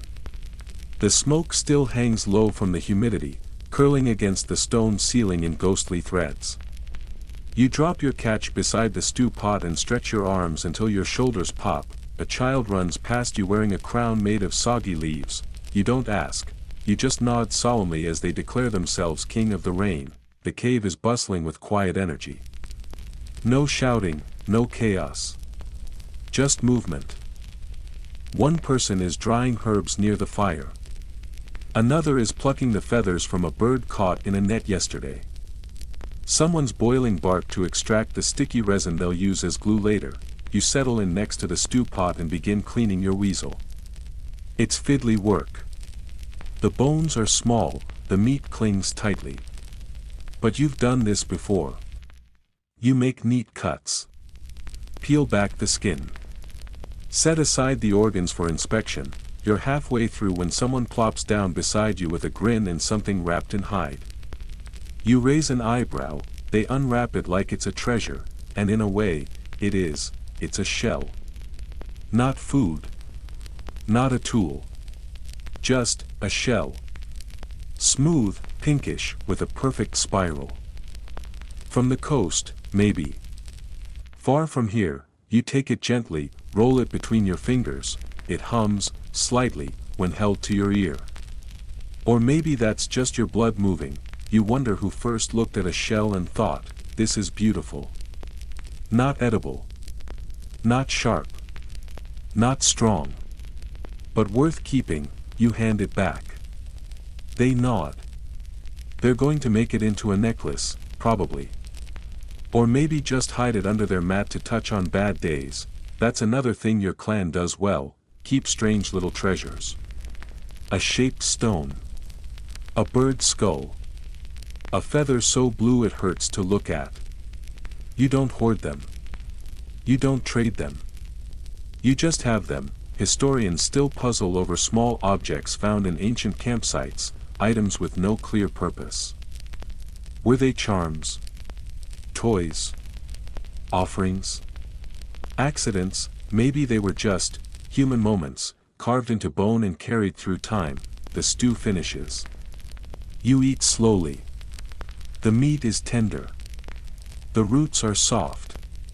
The broth warms your throat and sits like a stone in your belly in the best possible way. After, you wander toward the wall again. The drawings have grown. Someone's added a spiral beside the line of deer. Another handprint, smaller than yours. A new symbol you don't recognize, 3 lines radiating from a dot. You add your own mark. A circle. Nothing fancy. But it means today was okay. That's enough. The rest of the day drifts by. Someone sings while mending a net. Another teaches a child how to twist cordage. You practice throwing a small stone into a woven basket, just to keep your aim sharp. You miss 3 times, then land it. You pretend you weren't keeping score. As the sky darkens again, and the smoke settles low, you take one of your older tools, the chipped blade that served you well for weeks, and lay it to rest in a crevice near the fire. it's too dull to use. Too brittle to rework. But it got you this far, and in your world, that deserves a send-off, others have done the same. The crevice is full of spent flints. Snapped awls, cracked needles. Like a tiny graveyard of effort. You like that, you lie down, you watch the fire flicker against the cave walls, you feel the weasel stew sitting comfortably in your belly, you think about the spiral shell. The muddy trail. The berry stain on your palm, none of it was dramatic, none of it was epic, but it was yours, and it was enough. Morning slips in quietly, like it's trying not to wake anyone. The light doesn't burst, it seeps, crawling down the cave walls and brushing gently against sleeping forms. You stir before most, your eyes adjusting to the dim silver that always comes before the sun itself shows its face, your body's stiff. Not painful, just used. Used in every sense. Your legs remember yesterday's walk. Your shoulders remember hauling firewood. Your hands remember the fine work of stitching and scraping and tying. Even in sleep, your muscles have been working, mending, processing. They're tired. But they're ready. You rise slowly, careful not to step on anyone's fingers. Someone mumbles in their sleep. Rolls over, pulls their hide blanket tighter. You step over them and slip outside. The air is cold in that clean, early morning way. Damp grass brushes against your feet. A low mist clings to the earth, as though the world itself hasn't fully woken up yet. You like this time. It's the only moment of the day that feels like it belongs only to you. You don't start working, not yet. First, you just walk, not far. Just beyond the last few trees, to that one smooth stone you like. You sit on it, legs drawn up, cloak wrapped around your shoulders, and you breathe. It's easy to forget that you live with beauty. You spend so much time focusing on survival, on the next task, the next meal. The next scrape of flint or twist of cord, that you miss the obvious. The way sunlight bleeds gold through the trees. The rhythmic hush of wind through tall grass. The tiny bird hopping sideways through a bush, tilting its head like it has something to say. You sit with all of it. And for a while, you don't need to do anything. Eventually, though, the day begins calling, you return to the cave. A few others are waking now, yawning and stretching and making the kinds of quiet complaints that always follow sleep on hard ground. The fire is down to coals, but someone's already blowing gently to coax it back. You join them. Add a bit of dry grass. Then some twigs. Then a small log. The fire catches, flames licking upward like they've missed you. You smile at the warmth. Breakfast is simple, some dried berries, a few scraps of yesterday's stew thickened into paste, and a handful of seeds roasted on a flat rock. Not exciting. But enough. As you eat, one of the elders sits beside you. They don't speak right away. Just chew slowly. Then finally, they say, "It's time." You glance at them. They don't explain. They don't have to. You knew this was coming. Every so often, a group splits off. Not in anger or exile, just necessity. Too many mouths, too few roots. Or a hunt that never returned. Or sometimes, just the sense that the land is whispering to go, and today, that whisper becomes a word. There's already a quiet sort of preparation happening, people gathering hides, selecting tools, checking baskets for holes. It's not dramatic. It's not frantic. It's like everyone expected this. Deep down, you're not being forced to go. But your name is among those quietly spoken. You've got strong legs. Steady hands. A calm voice, and honestly, you're ready. You help where you can. You patch a pack. Sharpen a blade. Hold a baby while their mother ties up food bundles. You check the weather. Smell the wind. Scan the trees for signs, and then, you go find the one person you haven't spoken to yet. Your cousin, the one who taught you how to flake flint without slicing your thigh open. The one who carried you back to the cave when you sprained your ankle in the berry thicket. The one who doesn't say goodbye, ever, just see you again. They're sitting by the stream, turning a bit of stone over in their hands. You join them. Sit beside them. Wait, finally, they speak, you'll go west. It's not a question. Just a fact they've already made peace with. You nod, they press the stone into your palm. It's a scraper, not their best, but one of their oldest. The edge is dull. The handle worn smooth from use. You'll sharpen it better than I ever did, they say. You don't reply. You just close your fingers around it. Back at the cave, the leaving group is assembling. There are 8 of you. 2 elders, 1 child, and 5 of what your clan would call good legs. You're one of the 5. Each person carries something different. One has most of the dried meat. Another has fire stones. One carries nothing but a spear and a story. You shoulder your pack. It's heavier than you'd like. But it balances well. The others gather to see you off. Quiet nods. A few hugs. No one makes speeches. Just eyes meeting eyes. Palms pressed briefly together. You set off at mid-morning. You don't look back. The forest west of the cave is unfamiliar. The paths are less worn. The sound slightly stranger. The trees here have rougher bark, and the moss is a darker green. But the air smells the same, clean, wild, alive. You travel in silence at first. Everyone adjusting. Everyone listening. A stick cracks underfoot. A bird shouts from overhead. Someone coughs. By midday, you stop to rest. Share water. Tear off strips of dried meat. One of the elders marks a stone with charcoal, a record, a memory, or maybe just a way to say we were here. The journey is hard. Not dramatic. Not deadly. Just constant. You step. You listen. You carry. Each evening, you find shelter, under an overhang. Beside a fallen log, once even in the hollow of an old tree. You take turns keeping watch. You sleep light. You dream of the fire back home, but slowly, the rhythm becomes yours, a new rhythm. One evening, as you sit beside a fire made from strange-smelling wood, someone begins to hum. You recognize the tune. It's the same one your cousin hummed while weaving baskets. You don't know how it made the journey, but it did. You hum along. You travel for days, through damp gullies filled with frogs, across dry hills baked hard as flint, along streams that taste of iron. You meet no other people. Just traces. A smoothed stone with marks on it. A tree with a scrap of hide caught on a branch. A broken spear leaning against a rock like it's still waiting to be picked up. Historians still argue whether early humans roamed at random or followed a network of shared memory. Old camps, old trails, old stories passed between strangers like gifts. You think the truth lives in these moments. A cave mouth up ahead. A pile of stones shaped just so.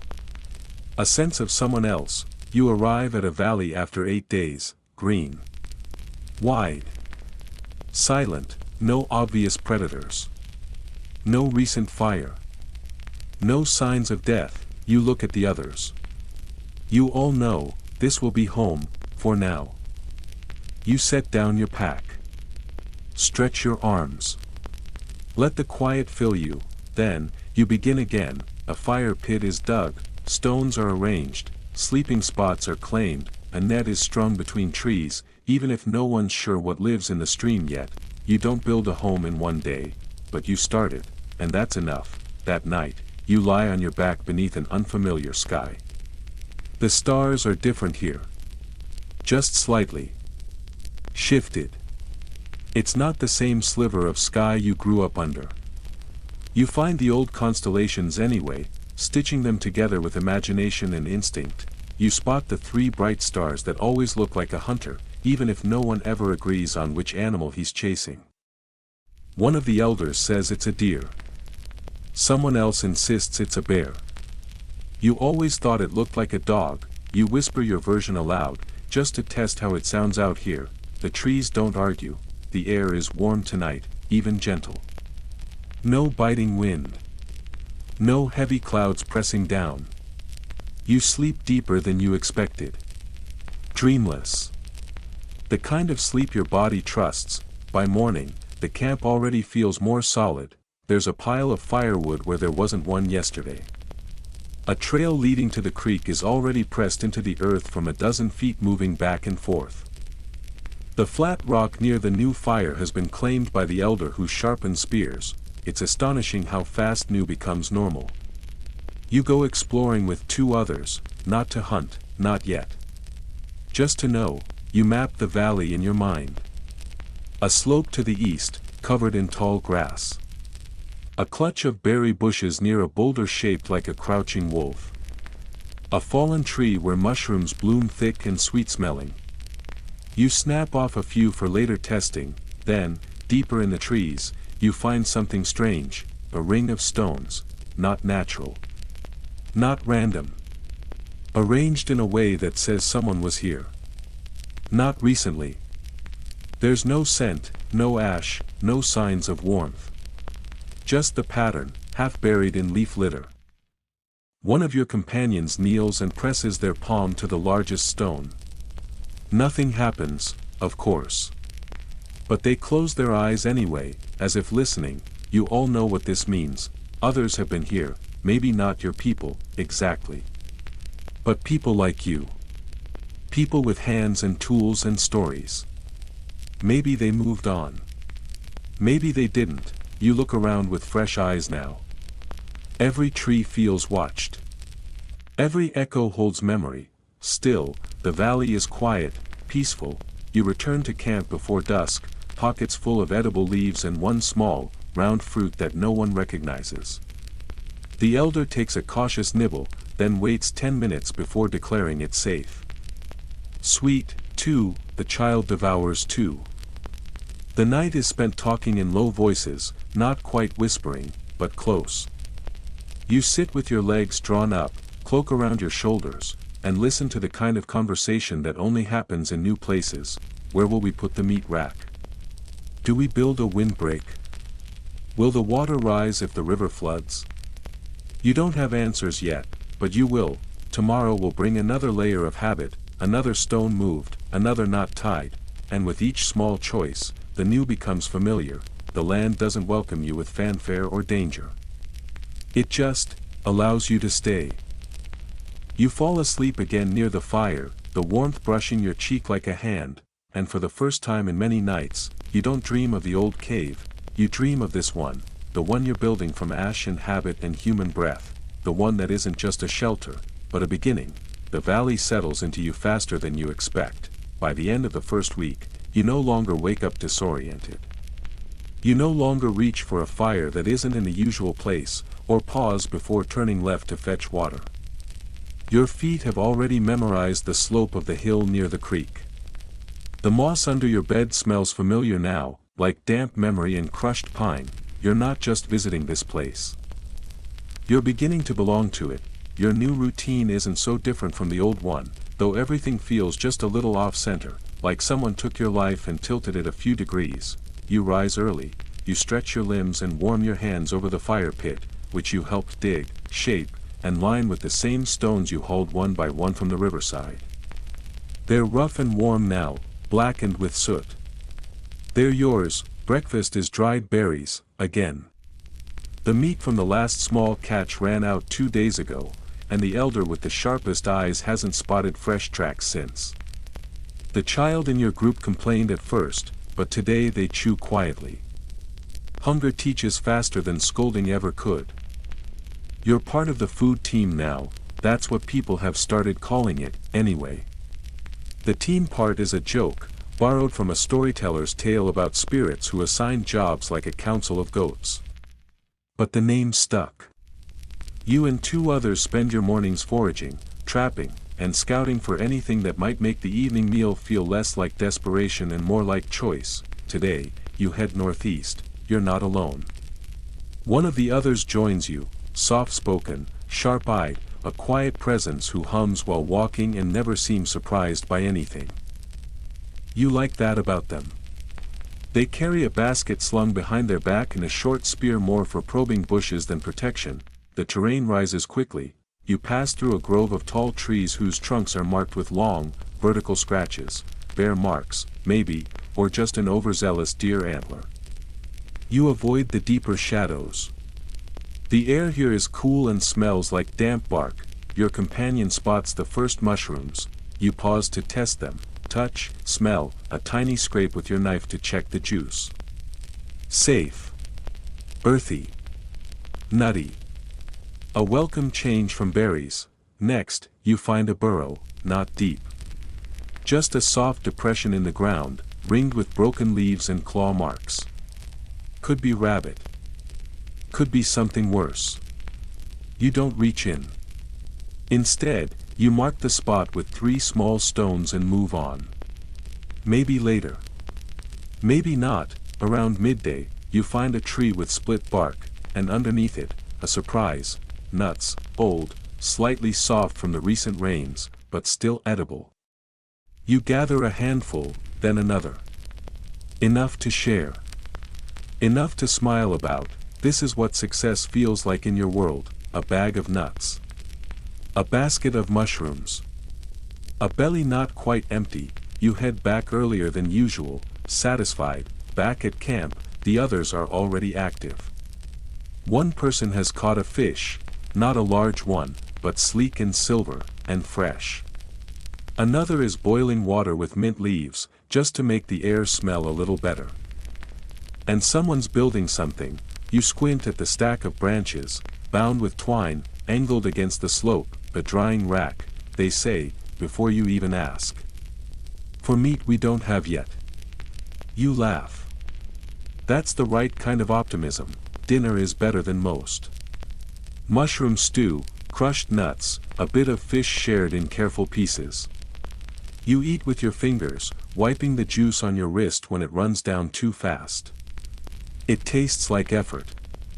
Like teamwork. Like hope. Afterward, you sit with the others and talk, not about plans or threats or what-ifs, but about nonsense. Dreams. Shapes in the fire. Why frogs always seem to know when rain is coming. The elder tells a new story. It's about a bird that steals fire from the sky and hides it in a shell. It's clearly made up. But no one says so. Someone draws a bird in the dirt, long beak, flared wings. You copy it with your foot, make it a little sillier. A child giggles, and just like that, the story becomes yours, too. That's how culture works in your world. Not carved in stone. Not handed down in scrolls. Just repeated, reshaped, whispered in new voices until it feels like it's always been here. Historians still debate when culture began, when language turned into myth, when habits became rituals, when people started to create for beauty instead of just survival. But sitting here, you feel sure of one thing: it doesn't matter when it started, it's happening now. The next morning, you wake to mist and silence, but not peaceful silence, alert silence. Your body knows before your mind catches up. Something's wrong. You rise slowly, scanning the trees. The fire is still burning low. No one else is moving, not yet. Then, a crack, a single, sharp crack of a branch, too big to be a squirrel, too steady to be wind. You grip the closest weapon, a half-sharpened spear. Not ideal. But it'll do. The others are up now, too. Eyes narrow. Mouths tight, another sound, closer, then. It stops, you wait, nothing. Eventually, someone circles wide around the camp's edge. They return with a shrug and a worried frown. No tracks, they say. Just broken plants. Something came near, then left. You don't relax. Not fully, but you go on. That's what your world requires.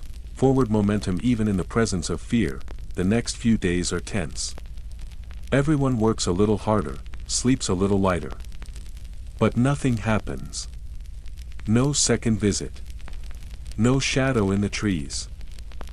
And slowly, your camp breathes again. You build a second fire ring, you strengthen the windbreak with extra branches and wet clay, you even set a few warning traps, loud ones, mostly.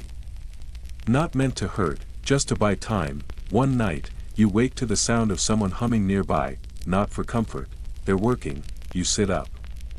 Watch them, they're shaping something with wet earth, ash, and dry grass, forming it carefully, slowly. A figure, animal-shaped. Bird-like. Maybe a firebird. You crawl closer, they nod. Keep working, you watch in silence. It's not a tool. Not food. Not clothing, but it's something else your world holds space for, meaning, it dries by the fire the next day. The child calls it skybird. Everyone adopts the name. You make a small ring of stones for it, not far from the drying rack. Not sacred. Not silly. Just there. Like a camp mascot, or a symbol of good days, it stands crooked, but it stands.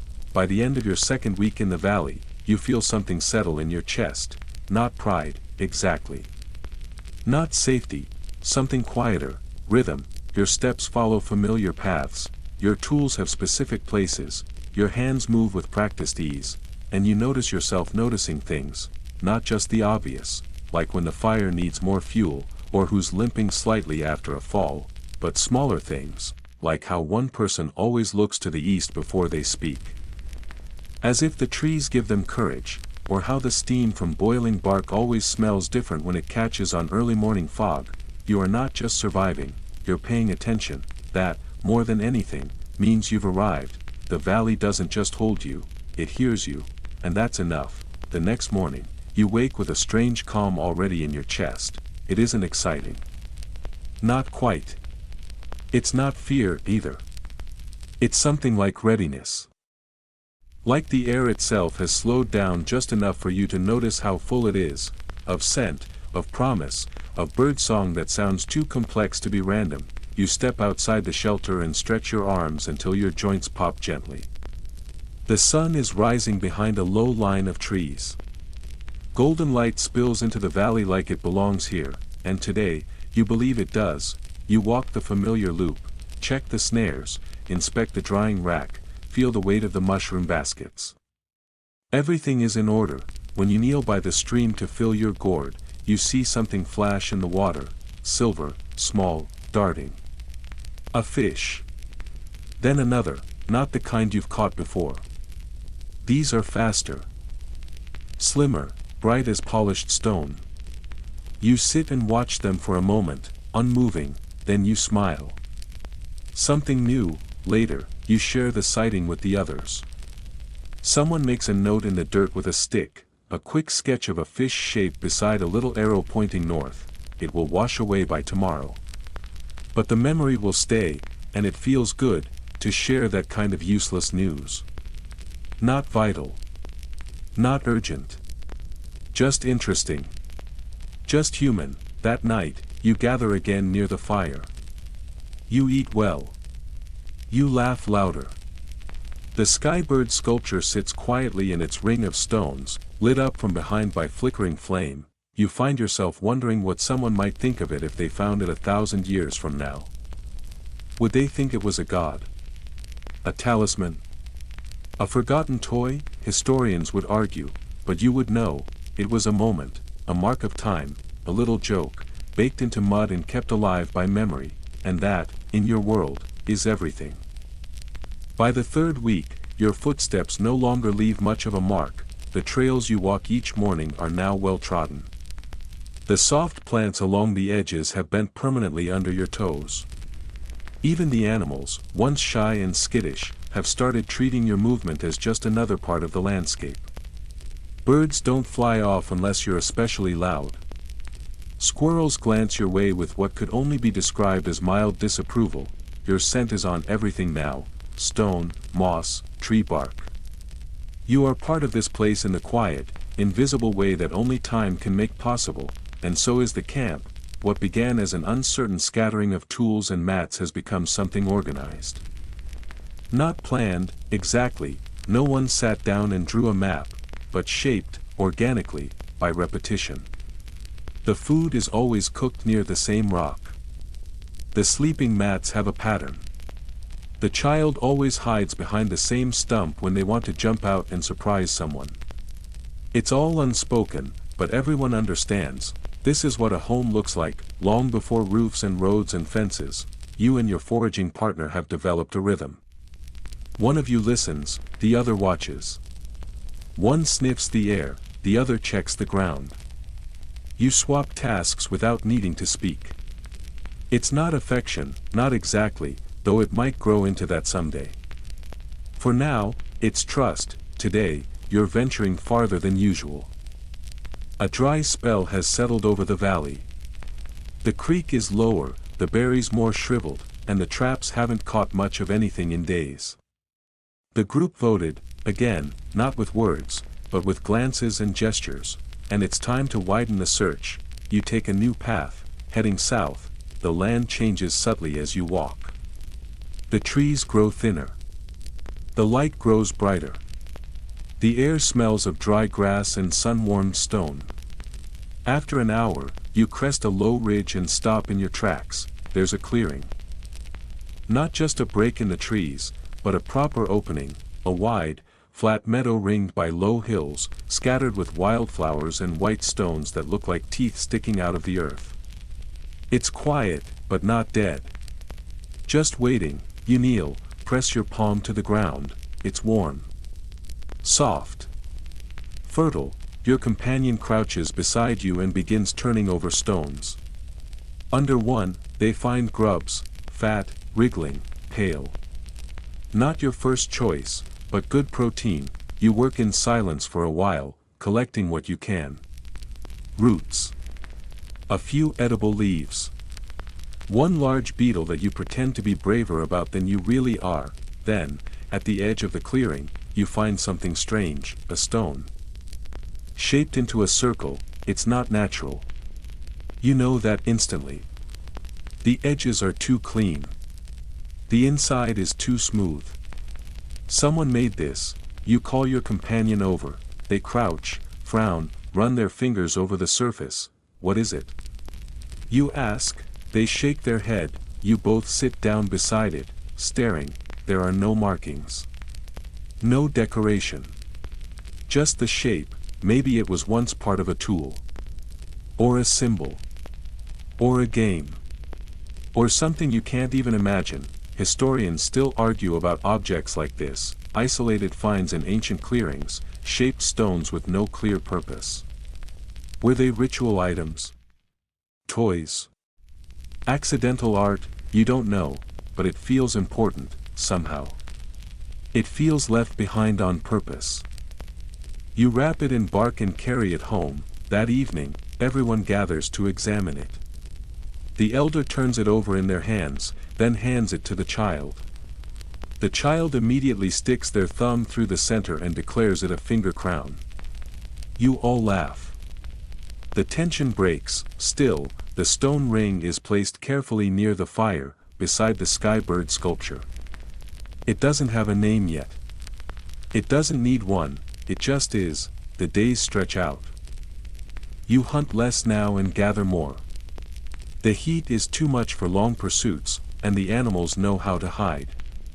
So you turn to plants, roots you must dig by hand, bitter greens that soften in boiling water, seed pods that rattle like tiny drums before they're ready to eat. One afternoon, you sit by the stream and shell a pile of those pods while the child watches. Why do we eat these? They ask, wrinkling their nose. Because they're here, you answer. And we're hungry. They don't seem convinced, so you crack one open, press it into their hand, and say, try it.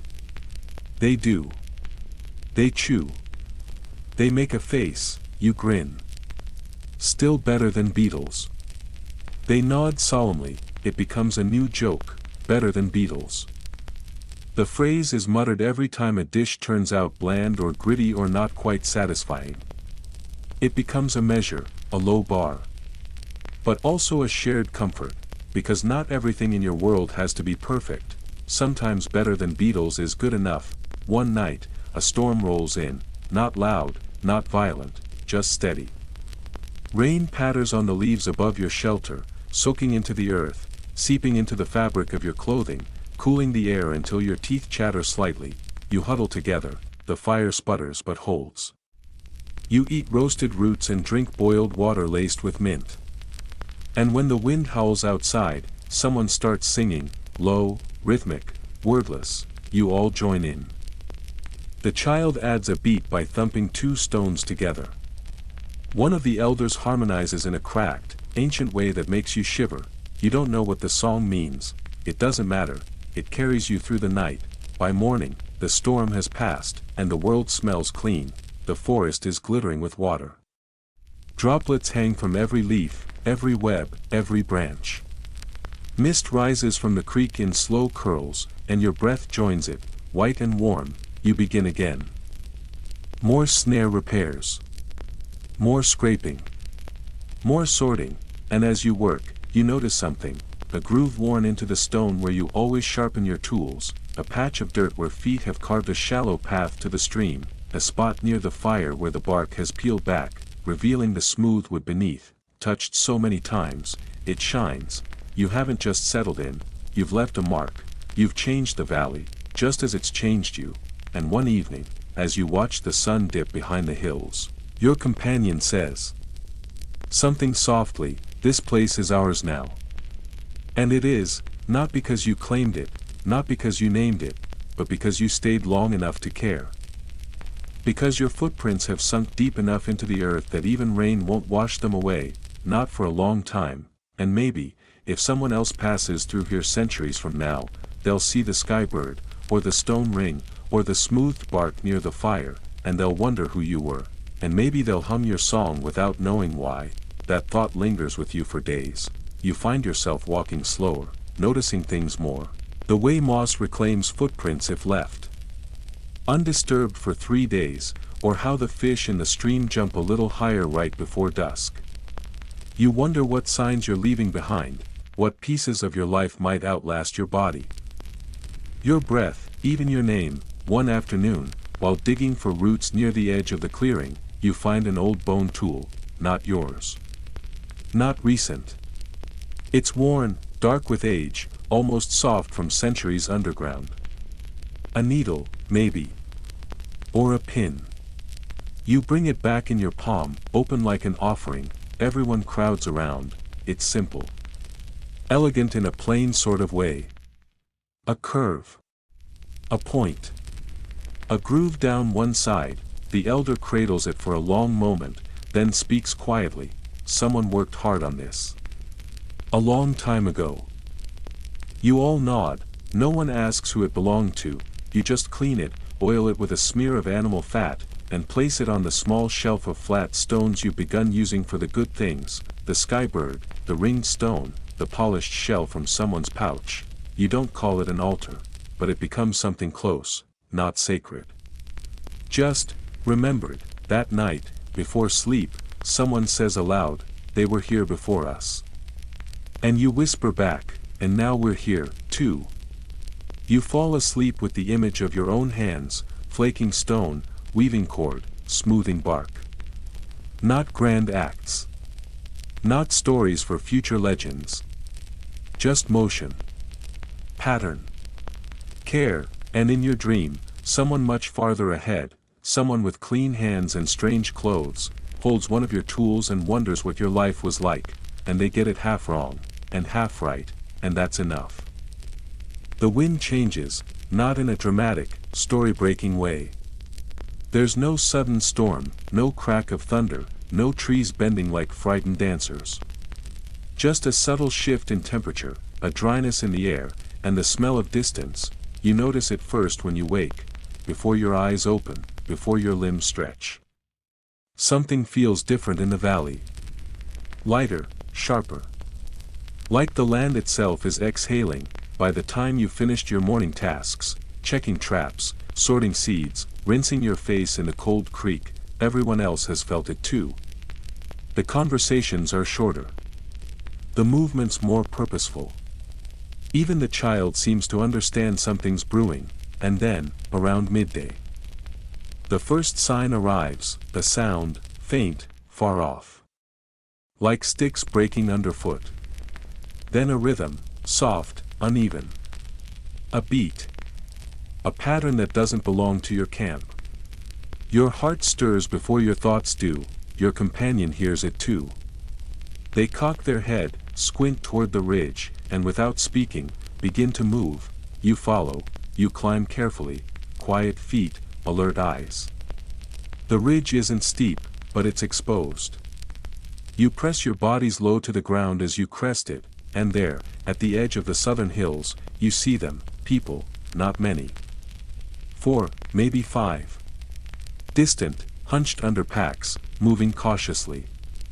Like you once did. Like you still do, your breath catches, they haven't seen you. Not yet. They pause near a fallen tree, one of them scanning the horizon with a hand shading their eyes. You watch in silence, your pulse ticking faster, the rest of your group joins you on the ridge. Word spreads without words. The elder is last to arrive, and when they crouch beside you, they give a soft sigh. Travelers, they murmur. Like we were. The others nod, the question hangs, unspoken but present. Do you go to them? Do you wait? Do you hide? It's not fear that stops you, it's possibility. Because in your world, other humans are not just company. They are risk. They are opportunity. They are past and future, threat and salvation. Historians still argue about early encounters between roaming bands, how often they fought, how often they traded, whether they shared language or only silence. You don't have time to argue, you decide to watch. Over the next 2 days, the strangers move closer, not directly toward you, but not away either. Their path arcs through the hills like a fish circling bait. They make no fires. Leave no marks. But they're not hiding, they're careful, and so are you. You change your routines, you keep the child closer, you double the night watch, you sing less, but you're not afraid, you're curious. On the third evening, the strangers stop at the edge of the clearing, the same one where you found the stone ring. They set down their packs. They build a tiny fire, almost ceremonial in its neatness. And they sit, just sit, waiting. The elder nods once. That's a sign. So you go, not all of you. Just 3, yourself, the elder, and your sharp-eyed companion. You approach slowly, hands empty, eyes soft. The strangers rise as you near. No weapons are drawn. No words are spoken. Then, one of them, a woman, older than you but younger than the elder, steps forward. She holds something in her palms, a bundle of dried herbs, tied with a twist of grass. She offers it, you take it, you offer back a flat stone with a smooth groove, something you've used to crush seeds. You're not sure why you chose it. It just felt right. They accept it, and just like that, you are not strangers anymore, you are something else. That night, you sit together around one fire. Not close yet, but near enough to see each other's hands. Hear each other's breath, the words come slowly, different rhythms. Different names for things, they call fire ha, they call water dren. You repeat the sounds, carefully, they repeat yours. The child peeks from behind a tree and is immediately coaxed out by a stranger with a woven bracelet of bright red bark. They play a clapping game, neither understanding the other's rules, but both laughing anyway. You learn they came from the west, not far.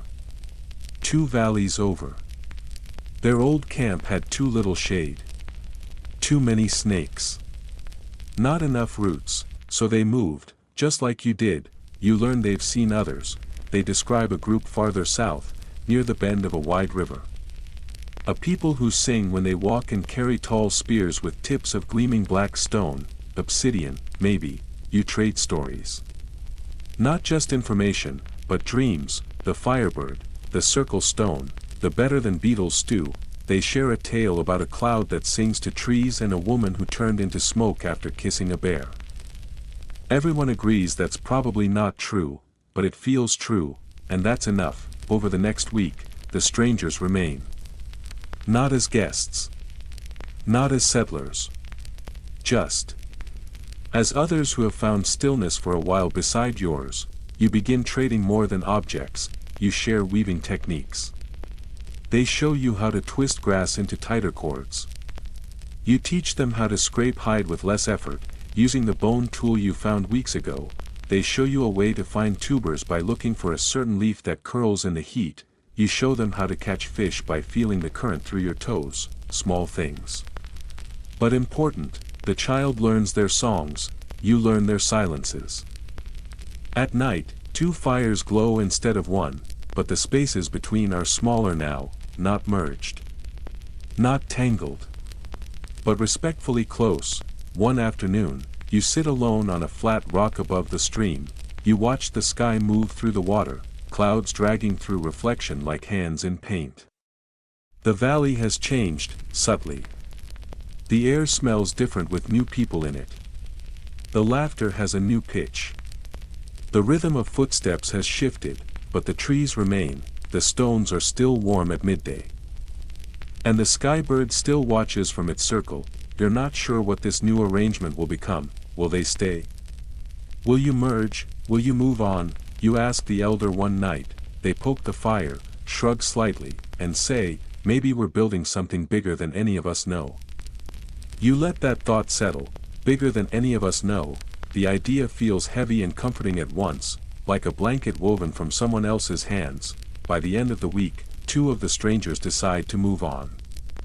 They're scouts, they explain, sent to find a permanent place. They've found it, they say, but they must return to share the news. They leave behind 2 of their group. For now. They say, you offer food for the journey.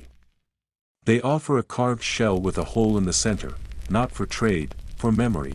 They leave at dawn, and suddenly, the camp feels smaller, not emptier. Just quieter. You watch the horizon long after they vanish into the trees, and something inside you, some ache you didn't know was there, softens. You're still here, and the world is full of others. You are not alone, you never really were. Later that morning, you find yourself lingering near the spot where their fire had been, just a blackened patch now, half scattered by wind and footsteps. A small curled leaf has fallen into the center. You stare at it for a while, as if it might say something. You sit, and stay. You don't really mean to, you just pause. Long enough to let your thoughts catch up. It's strange, how quickly you got used to the rhythm of new voices. New footfalls. The smell of different herbs carried on the same old smoke. Now that part of the music has faded, your ear keeps straining to hear what isn't there anymore. The 2 who remain seem to feel it too. They speak less now. Not from distance, but from their own kind of waiting. You're all waiting, in your own ways, waiting to see what comes next. That night, the child asks where the others have gone. You say they're traveling back to where they started, to tell a story about what they found. The child looks thoughtful, then says, will they talk about us? You glance toward the fire, then back to them. Yes, you say. I think they already are. And that's the truth, because even now, far down the trail, even as the 2 travelers step over stones and duck beneath branches and retrace their path through the hills, they're already remembering you. They'll speak of your bone tools, your spiral-carved staff, your skybird of stone. They'll tell others how your fire was warm and your silence kind, and maybe, somewhere far away, someone you'll never meet will shape their first shelter with you faintly in mind. That is the soft power of being seen, not by everyone, but by someone. You go to bed with a different kind of tired that night, not the ache of gathering or lifting or walking, but the ache of staying still while the world around you shifts. It's a good kind of ache. It means something has changed, and that you changed with it. The fire burns lower tonight, not because there's less wood, there's plenty, but because no one's feeding it. Not for lack of care either. Everyone's just quieter. Slower. You all sit in a ring around the coals, bathed in the soft orange glow that's more ember than flame, more memory than light. it's the kind of silence that means something is shifting again, not breaking, not unraveling, just softening. Like the world's taken a long breath and now waits to see what you'll do with the stillness. The two strangers who remained have become part of your rhythms. Their mats lie beside yours. Their hands help carve meat, grind seeds, rebuild the windbreak. They no longer gesture to ask where the water is. They know. You no longer need to interpret every sound they make. You understand. One of them laughs like cracking ice, sudden, sharp, delightful. The other sleeps with a string of carved beads wrapped around their wrist, thumbing it like a prayer before bed. You've started to share more stories, less out of necessity and more for the simple joy of watching someone else's eyes widen. This is what becoming a community looks like, even when no one says so out loud. But tonight, as the fire dips lower, there's a subtle unease. Something under the surface. You feel it in your own chest, in the way your thoughts turn toward movement again. The valley has been good to you. But it may not be forever. The food sources are growing thinner, the water is slower, too, the animals have learned your habits, even the earth itself is shifting. A small rockslide last week blocked one of your southern trails, and the clay in the riverbank has begun to crack. The signs are gentle, but they're there. You talk about it in fragments. While gathering bark. While repairing snares. While gnawing on stringy meat under a half-moon sky, maybe another valley, someone says, maybe just until the rains come. Maybe we leave a marker. The elder doesn't say much. They just watch, their eyes squinting toward the edges of the horizon. More often now, one morning, you find them alone, building a cairn from flat stones, just in case, they say softly. So others know we were here. You don't argue, instead, you start gathering stones too. Preparing to move is not the same as moving. You don't pack yet. You don't rush. But everything you do carries the question, would I bring this with me? Your fingers pause longer on tools, you study the smoke patterns more carefully, you notice how much time you spend around the skybird sculpture, even though you don't need to be near it for any reason. It's comfort, it's home, and yet, you know, things don't last. Not in your world. Not in any world. The newcomers talk about the river bend. They've never been, but the scouts promised abundant fish, deeper woods, smoother stones. It sounds like hope. And it sounds like work. Everything is work. The child doesn't want to leave. They've just learned how to catch frogs. They've memorized every bend in the stream and named all the rocks. They cry one night when they think no one's listening. You are listening. You lie still and let them feel what they need to feel. Because you know this pain. You felt it too. Every time you left behind one shelter for another. Every time you carved a name into bark and had to walk away. That's how memory works in your world. Carved. Carried, then grieved, but never forgotten. The rains return, briefly. The clouds roll over the valley in slow herds, casting long shadows across the hills. Thunder murmurs like distant drums. And the scent of wet leaves rises again, earthy and green and welcome. You celebrate with a small feast, not a proper one. You don't have enough for excess. But you cook everything you foraged that day, boiled roots, roasted nuts, 3 plump grubs hidden inside wild fruit. The fire is stronger tonight. The air is heavy with steam and smoke and something like joy. Someone brings out the old bone tool, the one you found buried weeks ago, and uses it to carve a tiny spiral into a fresh piece of wood. They pass it around the circle, each person adds a mark. No one speaks about why, you just do it. Even the child etches a jagged squiggle into one side. When it's done, it's placed gently on the good things shelf, next to the skybird, the ring stone, and the polished shell. It doesn't need a name, it just is. One day, a group goes to scout the river bend. You're one of them. The journey takes longer than expected. You wade through thick underbrush, climb over fallen logs, cross streams that weave and vanish like tricks of light. But when you arrive, the world seems to open. The river is wide, clear, deep in places, shallow in others. The trees are taller. Older, there's fish. Real fish, silver bodies flashing in schools near the shore, there are deer tracks near the water, pressed deep into the mud, and there's space. So much space, you sit for a while in silence, listening, a hawk cries above, the wind carries no scent of humans, not recent ones, anyway, this place is waiting, you gather a few leaves, a smooth stone, a sprig of purple grass, trophies, not for pride, for decision.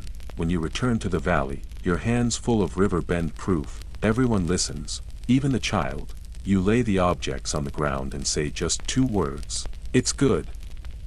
No one cheers, no one weeps, but something in everyone softens, this might be the next chapter, the next few days are filled with preparation, quiet, steady, serious, you pack in layers. What's essential? What's portable? What's yours? You say goodbye to the clearing, the scratch-marked tree, the rock where you always sit when shelling pods, you visit the stream alone, kneel, whisper a thank you, even if no one's listening, you place one small bead from the good things shelf into a hollow of the stream bank, a trace, just one. And then you walk back, it's time, you leave before sunrise, each person carries something, packs of food, tools, coals wrapped in bark, bundles of dried herbs. The child carries nothing but a carved stick with a spiral on it, you look back just once, the valley is still, the fire is cold, the skybird watches from its ring of stones, and then the trees close around you, and you begin again, the river bend is ahead, the future is ahead, and you carry all of it, not just in your hands, but in your stories, your songs, your shared silences, you are not wandering anymore, you are becoming. The path away from the valley isn't new, but it feels different this time, when you walked it before. It was with curiosity. A scout's heart. An explorer's eyes. You had the option to return, to come back to your moss bed and warm fire, to pretend the river bend was just an idea. Now, every step forward is a step away, and you carry that weight gently, like an egg balanced in your chest. The morning is quiet, no birds yet. No breeze, even the leaves seem to hold their breath. You pass the cairn of stones the elder built, taller now, thanks to the additions each of you made in the final days. Little pebbles, marked with charcoal. Strips of woven grass tied into loops. A stick shaped like a question mark, placed there by the child without explanation. You pause, touch one stone. Whisper nothing, it's not a farewell, it's a leaving behind, and there's a difference. By mid-morning, the sun pierces the canopy, and the group fans out slightly, still close, still aware, but looser now. The air is humid, heavy with pollen and the scent of crushed leaves underfoot. You feel it in your joints. In the slow ache of your shoulders. In the rhythm of your breath. But you don't complain, this is how new chapters begin in your world, with sweat. With repetition. With the long, quiet endurance that doesn't show up in songs. You glance behind you once more, just forest now, the valley is gone, not in truth. It's still there, waiting. But in your heart, it has already turned into story, something you'll tell a child someday, by firelight, when they ask, what was your favorite place? And you'll say, there was a hill that smelled like mint in the rain. Or, there was a rock that knew how to listen. Or maybe nothing at all, just a sigh, and a smile, and a glance at the horizon. You reach the first ridge after midday, below you, the world stretches wide, green and gold. Quiet and bright. Somewhere in that sprawl is your next shelter. Your next fire. Your next mistake. Your next joy. The elder catches up, breathing heavier now, but still steady. They look out at the view with narrowed eyes, then nod once. It'll do, they say, and everyone smiles, because it's not about perfection, it never was, it's about motion, it's about learning to carry your history like a pouch of seeds, light enough to travel, precious enough to protect, and always, always ready to plant again. The first night at the river bend feels like an echo of an old memory, familiar, but slightly out of tune. You build your fire slowly, carefully, ringed with stones that are rounder than those in the valley, smooth from the gentle polish of centuries underwater. The fire smokes more than it should. The wood is different here. Wetter. Denser. It takes longer to catch, but eventually it does. And when the first real flame flickers to life, you all lean back, exhaling together. It's not joy, exactly. It's relief. And maybe something deeper than that, continuity. The embers glow the same color, no matter the landscape. The camp takes shape in loose spirals. No one tells anyone where to sleep. They just choose. The elder lays their mat close to the river, where the air is cool. The child claims a hollow beneath a leaning tree and hangs their carved spiral stick from a low branch. Your sharp-eyed companion sets their things near yours, like always. A quiet choice. A shared rhythm. You sleep restlessly the first night. The frogs here sound different. Higher pitched. A new kind of nighttime chorus that your brain keeps trying to place, like a language you half remember. Your dreams twist and scatter. You wake once to the smell of wet earth and an owl's low call. You wake again to silence, but by dawn, the world feels softer. The mist rising off the river is pale and thick. The sun hasn't broken through yet. Everyone stirs slowly. No one speaks for a while. It's not awkward, just reverent. The river is wide and calm this morning. You kneel beside it and watch the surface, your reflection wobbling slightly with the current. You look older. Not old. Just worn in. Like a tool that's been used well, the elder comes to your side. They crouch beside you, their knees cracking, and place a flat stone into the water. It sinks without sound, a mark. They say simply, you nod. And drop one too, not a sacred ritual. Not tradition. Just something that feels right. The next few days are work. The honeymoon of arrival fades quickly. This land is good, but it demands attention. You start scouting for plants, learning which ones here carry stings, which ones hide fruit, which ones fool the eye with beauty but make your stomach twist in knots. You mark a tree with a red stripe of clay. A warning. A memory cue. The child mimics you, painting a second mark beside yours in a wobbly zigzag. Danger snake leaves, they say with dramatic flair. You let the name stick. That's how new language forms. By accident, by play, by repetition. Your companion has taken to fishing. The river, unlike the narrow creek of the valley, holds promise. They carve a long spear from driftwood and spend hours standing ankle-deep in the current, motionless, watching for movement. Sometimes they catch fish. Sometimes they just catch stillness, and both are useful. One evening, they bring back a fat silver creature longer than your arm. Everyone cheers. The child tries to name it. The elder suggests river meat. You roll your eyes and say, just call it dinner. You cook it slowly, over a low flame. The flesh flakes easily, sweet and rich. The skin crisps into something like a shell. You save the bones. Later that night, someone strings the bones into a loop and hangs it near the fire. Decoration, they say, but it's more than that. It's proof. You're doing this again. You're building again. By the end of the first week, you have a new shelter, 2 lean-tos joined by a strip of woven branches. The floor is dry. The walls creak a little in wind, but hold, the child adds a little clay bird to the top, a crooked homage to the skybird you left behind. They press a stone ring into the mud beneath it, smiling. You remember, they say proudly. You do, and somehow, so does this place. You start to feel its rhythms. The wind moves differently here, coming from the east, whispering through the reeds like secrets too shy for speech. The animals are more cautious, the nights are louder, the moon seems brighter, and you wake one morning with the deep knowledge that you have crossed another invisible line. You are no longer visiting, you are inhabiting. The newcomers teach you more, their old knowledge, their river skills, they begin to shine here. One of them builds a trap you've never seen, a bent sapling, twine, a weighted lever. It snaps shut fast and clean. You use it to catch your first squirrel in this new place. Another shows you how to cook river grass roots. They taste like onion and pepper. Spicy and sweet. In return, you show them how to wrap leaves around meat to steam it under coals. You share the better than Beatles motto, and they laugh harder than you expected. That night, someone proposes a story exchange, one story from the valley. One from their journey.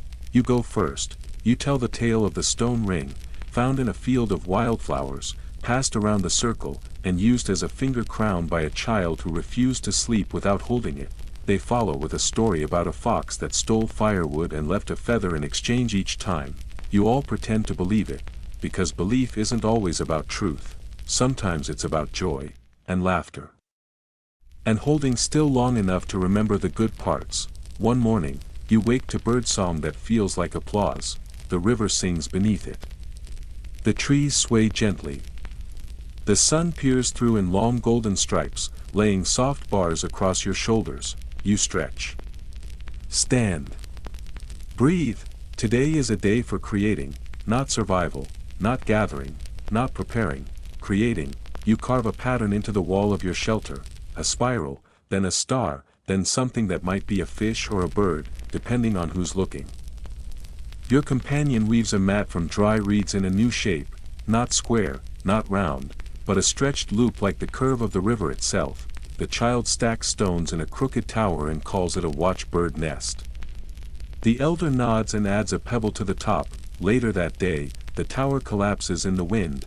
The child laughs, and builds it again, and that, too, becomes tradition, something new to repeat. At night, when the fire glows low, and the insects hum a steady background drone, you begin to dream differently, not of past valleys or cold shelters, but of what might come next, a second shelter, a deeper fire pit. A stone path from water to sleeping mats, the possibility of more. You realize something, then. You're not just surviving, you're no longer only reacting to hunger, to weather, to need. You're choosing how your world looks, how it sounds, how it remembers. And that might be the rarest freedom of all. You sit up and add a log to the fire. The child stirs, mumbles something about river meat dreams, and turns over. You smile. Tomorrow will be another long day, and you're ready. As the days grow longer, you begin to mark time differently. Back in the valley, time was counted by scarcity.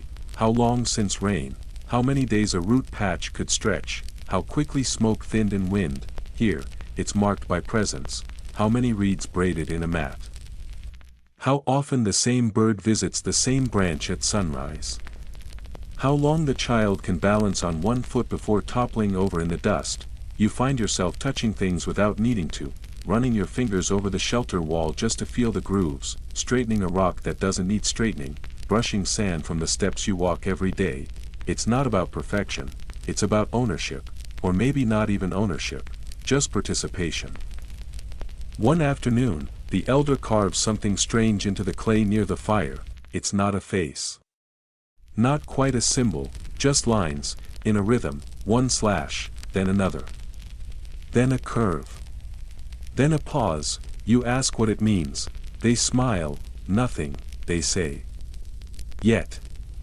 And you realize, they're making a mark for its own sake, because even without an audience, a mark becomes memory, even if the rain washes it away. Especially then, the newcomers have begun calling the river Hadran, fire water. It's their old name for home, twisted into something new. You like the sound of it. You start saying it too. The child says it often, like it's a game. Where are you going? To the Hadran. What's for dinner? Something from the Hadran. You can already tell that when this place becomes story, Hadran will be one of its words. A place name born from mouths that learned it here. That's how settlements start, not with fences, but with language, with the slow, natural shift from the place where we sleep to home. You've almost stopped dreaming of the valley, or rather, when you do dream of it, the valley is smaller, dimmer, less urgent. You left part of yourself behind, but you brought enough with you to become whole again. and you will again, someday, when it's time to move on, because that's what you've learned. Wholeness isn't a place, it's a practice. It's knowing how to stay, and how to leave, and how to carry the best parts forward, and as the fire curls into smoke beneath the open stars, as laughter floats across the camp in soft fragments, as your companion lays a hand on your shoulder without needing to speak, you understand that this, too, will be part of someone else's story, and maybe someday, someone will sit where you sit now, and whisper, "Someone was here before us." And smile, and stay. You don't notice the shift right away, it creeps in like mist at dawn, quiet, almost shy. There's no great thunderclap, no stranger on the ridge, no omen scratched into bark, just a sense, faint but steady, that something is settling, that something restless in your chest has decided to sit down and stay a while. You wake each morning before the sun fully breaks. Not from urgency, but from habit. From rhythm. You stretch beneath your woven canopy, listen to the low burble of the river, and rise with the soft ache of a body that has done good work. The air is warm early now, the dry season is near again, but you no longer fear it. You've mapped the river's moods. You've found the plants that don't wither in the heat. You've learned to store food not just in pits or clay but in your own calm expectation of survival. This isn't luck, this is knowledge, earned day by day, bruise by bruise. Even the child seems to understand. They no longer ask, "Are we leaving?" the way they used to, always peering over the edge of wherever you were. Now they ask instead, "Can I stay out longer? Will the moon be bright tonight? Do you think the river dreams?" And one night, you say, without thinking, "This is our second season here." And when the words leave your mouth, they surprise you, because they sound like something permanent. You begin making new things, not just out of need, out of desire. One morning, your companion presents you with a piece of smooth driftwood, carved into the shape of a fish, but not for eating. Its eyes are round beads. Its scales are scratched with tiny triangles. It fits neatly into your palm. What's it for? You ask, they shrug. Holding. You turn it over in your hand. It feels like a memory made solid. You begin making one too, a round stone you polish daily, then carve with sun lines. It's not for barter. It's not for marking. It's just yours. The others begin to join in.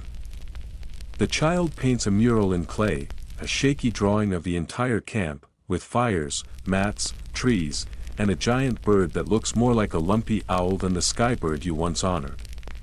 But it's honest. The elder begins weaving patterns into their clothing. You watch one afternoon as they stitch a spiral into the hem of their tunic.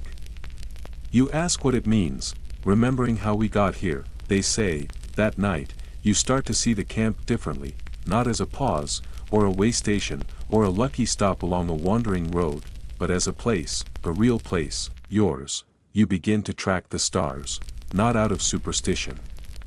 Just out of attention, they rise in patterns you're beginning to recognize. The river reflects them clearly on still nights. The child invents names: Big Hook, Sky Line, River Dog. They're not accurate. But they're not wrong either. The elders trace constellations with sticks in the dirt. This one tells when the rains begin, they say. This one tells when to stay out of the woods. You listen. You learn. You begin to notice, too, when the stars shift subtly, when a bright one seems dimmer, or when the line from one to another feels off by a breath. You begin to wonder if your ancestors watched the same sky from a different bend in a different river. You begin to wonder if someone far away watches it now, from under leaves you'll never touch. That kind of wonder doesn't need answers. It just needs time, and you have time now. The strangers never returned, not yet. Sometimes you look toward the trail they took, over the low hills to the west, and wonder how far they got. Whether they told stories about you. Whether they described your spiral stick and your songs and the stew that always tastes like ash and beetles and love. You hope they did, but you don't wait. You keep growing things. You expand the garden near the reed beds. You plant in careful rows, an idea borrowed from them. you discover that some roots grow better in clusters, that shade can be built, not just found, that bees don't always sting if you hum while walking by, you sing often now. Not to perform. To pass the time. To mark it. To claim it, others do too. There's always a voice in the air, soft and low. You used to fear being overheard. Now, being heard feels like being real, like being known. One day, someone finds a new cave, high above the camp, near the stone ridge where birds nest. It's not deep, just a hollow space with walls that ring when tapped and light that filters in like honey through sieve. Inside, you find nothing. But you leave something, a shell, a drawing in ash, a single braid of red grass. You don't know who will find them, but someone will, and when they do, they'll know that someone was here who made things, who shaped things, who didn't just pass through the world like a wind through reeds, but stayed. Marked. Chose. You walk back down the hill quietly, the camp below glows like an ember, and your chest swells with something you can't name, not joy, not pride, just fullness. The child grows bolder, they climb trees now without asking. They shout greetings to the sky. They invent long, rambling tales about fish who speak in trees that move when no one's looking. You let them talk. And somewhere deep down, you believe part of it might be true. Why not? You've seen stranger things. You've been stranger things. You've transformed from wanderer to settler. From gatherer to maker. From wary survivor to someone who dreams of the next season without dread. You're allowed to believe in magic now, because you've created something close enough. That night, there's a feast, no particular reason, just enough food, enough energy, enough happiness to justify it. Fish, roots, the spicy river grass that still burns the tip of your tongue. The sky turns pink and gold and violet. The fire roars. The laughter doubles, the child performs a dance that's mostly just them spinning until they fall. Someone recites the story of the woman who kissed the bear again, adding new details. Now the bear has wings. No one objects. Your companion brings out the fish carving again and balances it on their nose. The elder claps and declares it a holy act. You haven't laughed this much since the valley, and afterward, when the food is gone and the fire low, someone begins to hum an old tune, one you haven't heard in moons. Others join in. You do too. It's not a song of mourning, not a lullaby, not a prayer, just a thread that ties each voice to the next, a quiet reminder that you're still here, and that that's enough, more than enough. You sleep deeply that night, dreamlessly. When you wake, the world is the same, but you are different, and maybe, finally, that's what all this was for, not to find safety, not even to build something lasting, but to change. To evolve into the kind of person who can greet a new dawn and not flinch, who can breathe deeply without bracing for what might be taken away, who can say, "This is where I live," and mean it, not because it will last forever, but because it lasts today. And that's the only kind of forever your people have ever known, and now, you rest. The fire has long since quieted, its last glow fading to memory beneath a blanket of soft ash. The stars above hold their positions with quiet dignity, blinking gently, like old friends keeping watch. The breeze is a low hush through the reeds, a language no one rushes to understand. Your shelter holds you like a cradle, familiar, shaped by your own hands, your own choices. Tomorrow will come with its usual rhythm, light and shadow, hunger and laughter, new footprints and old habits. There will be tasks to repeat, surprises to solve, perhaps even visitors to welcome or farewell, but not now. Now, everything is still, even your breath joins the landscape, slow and even.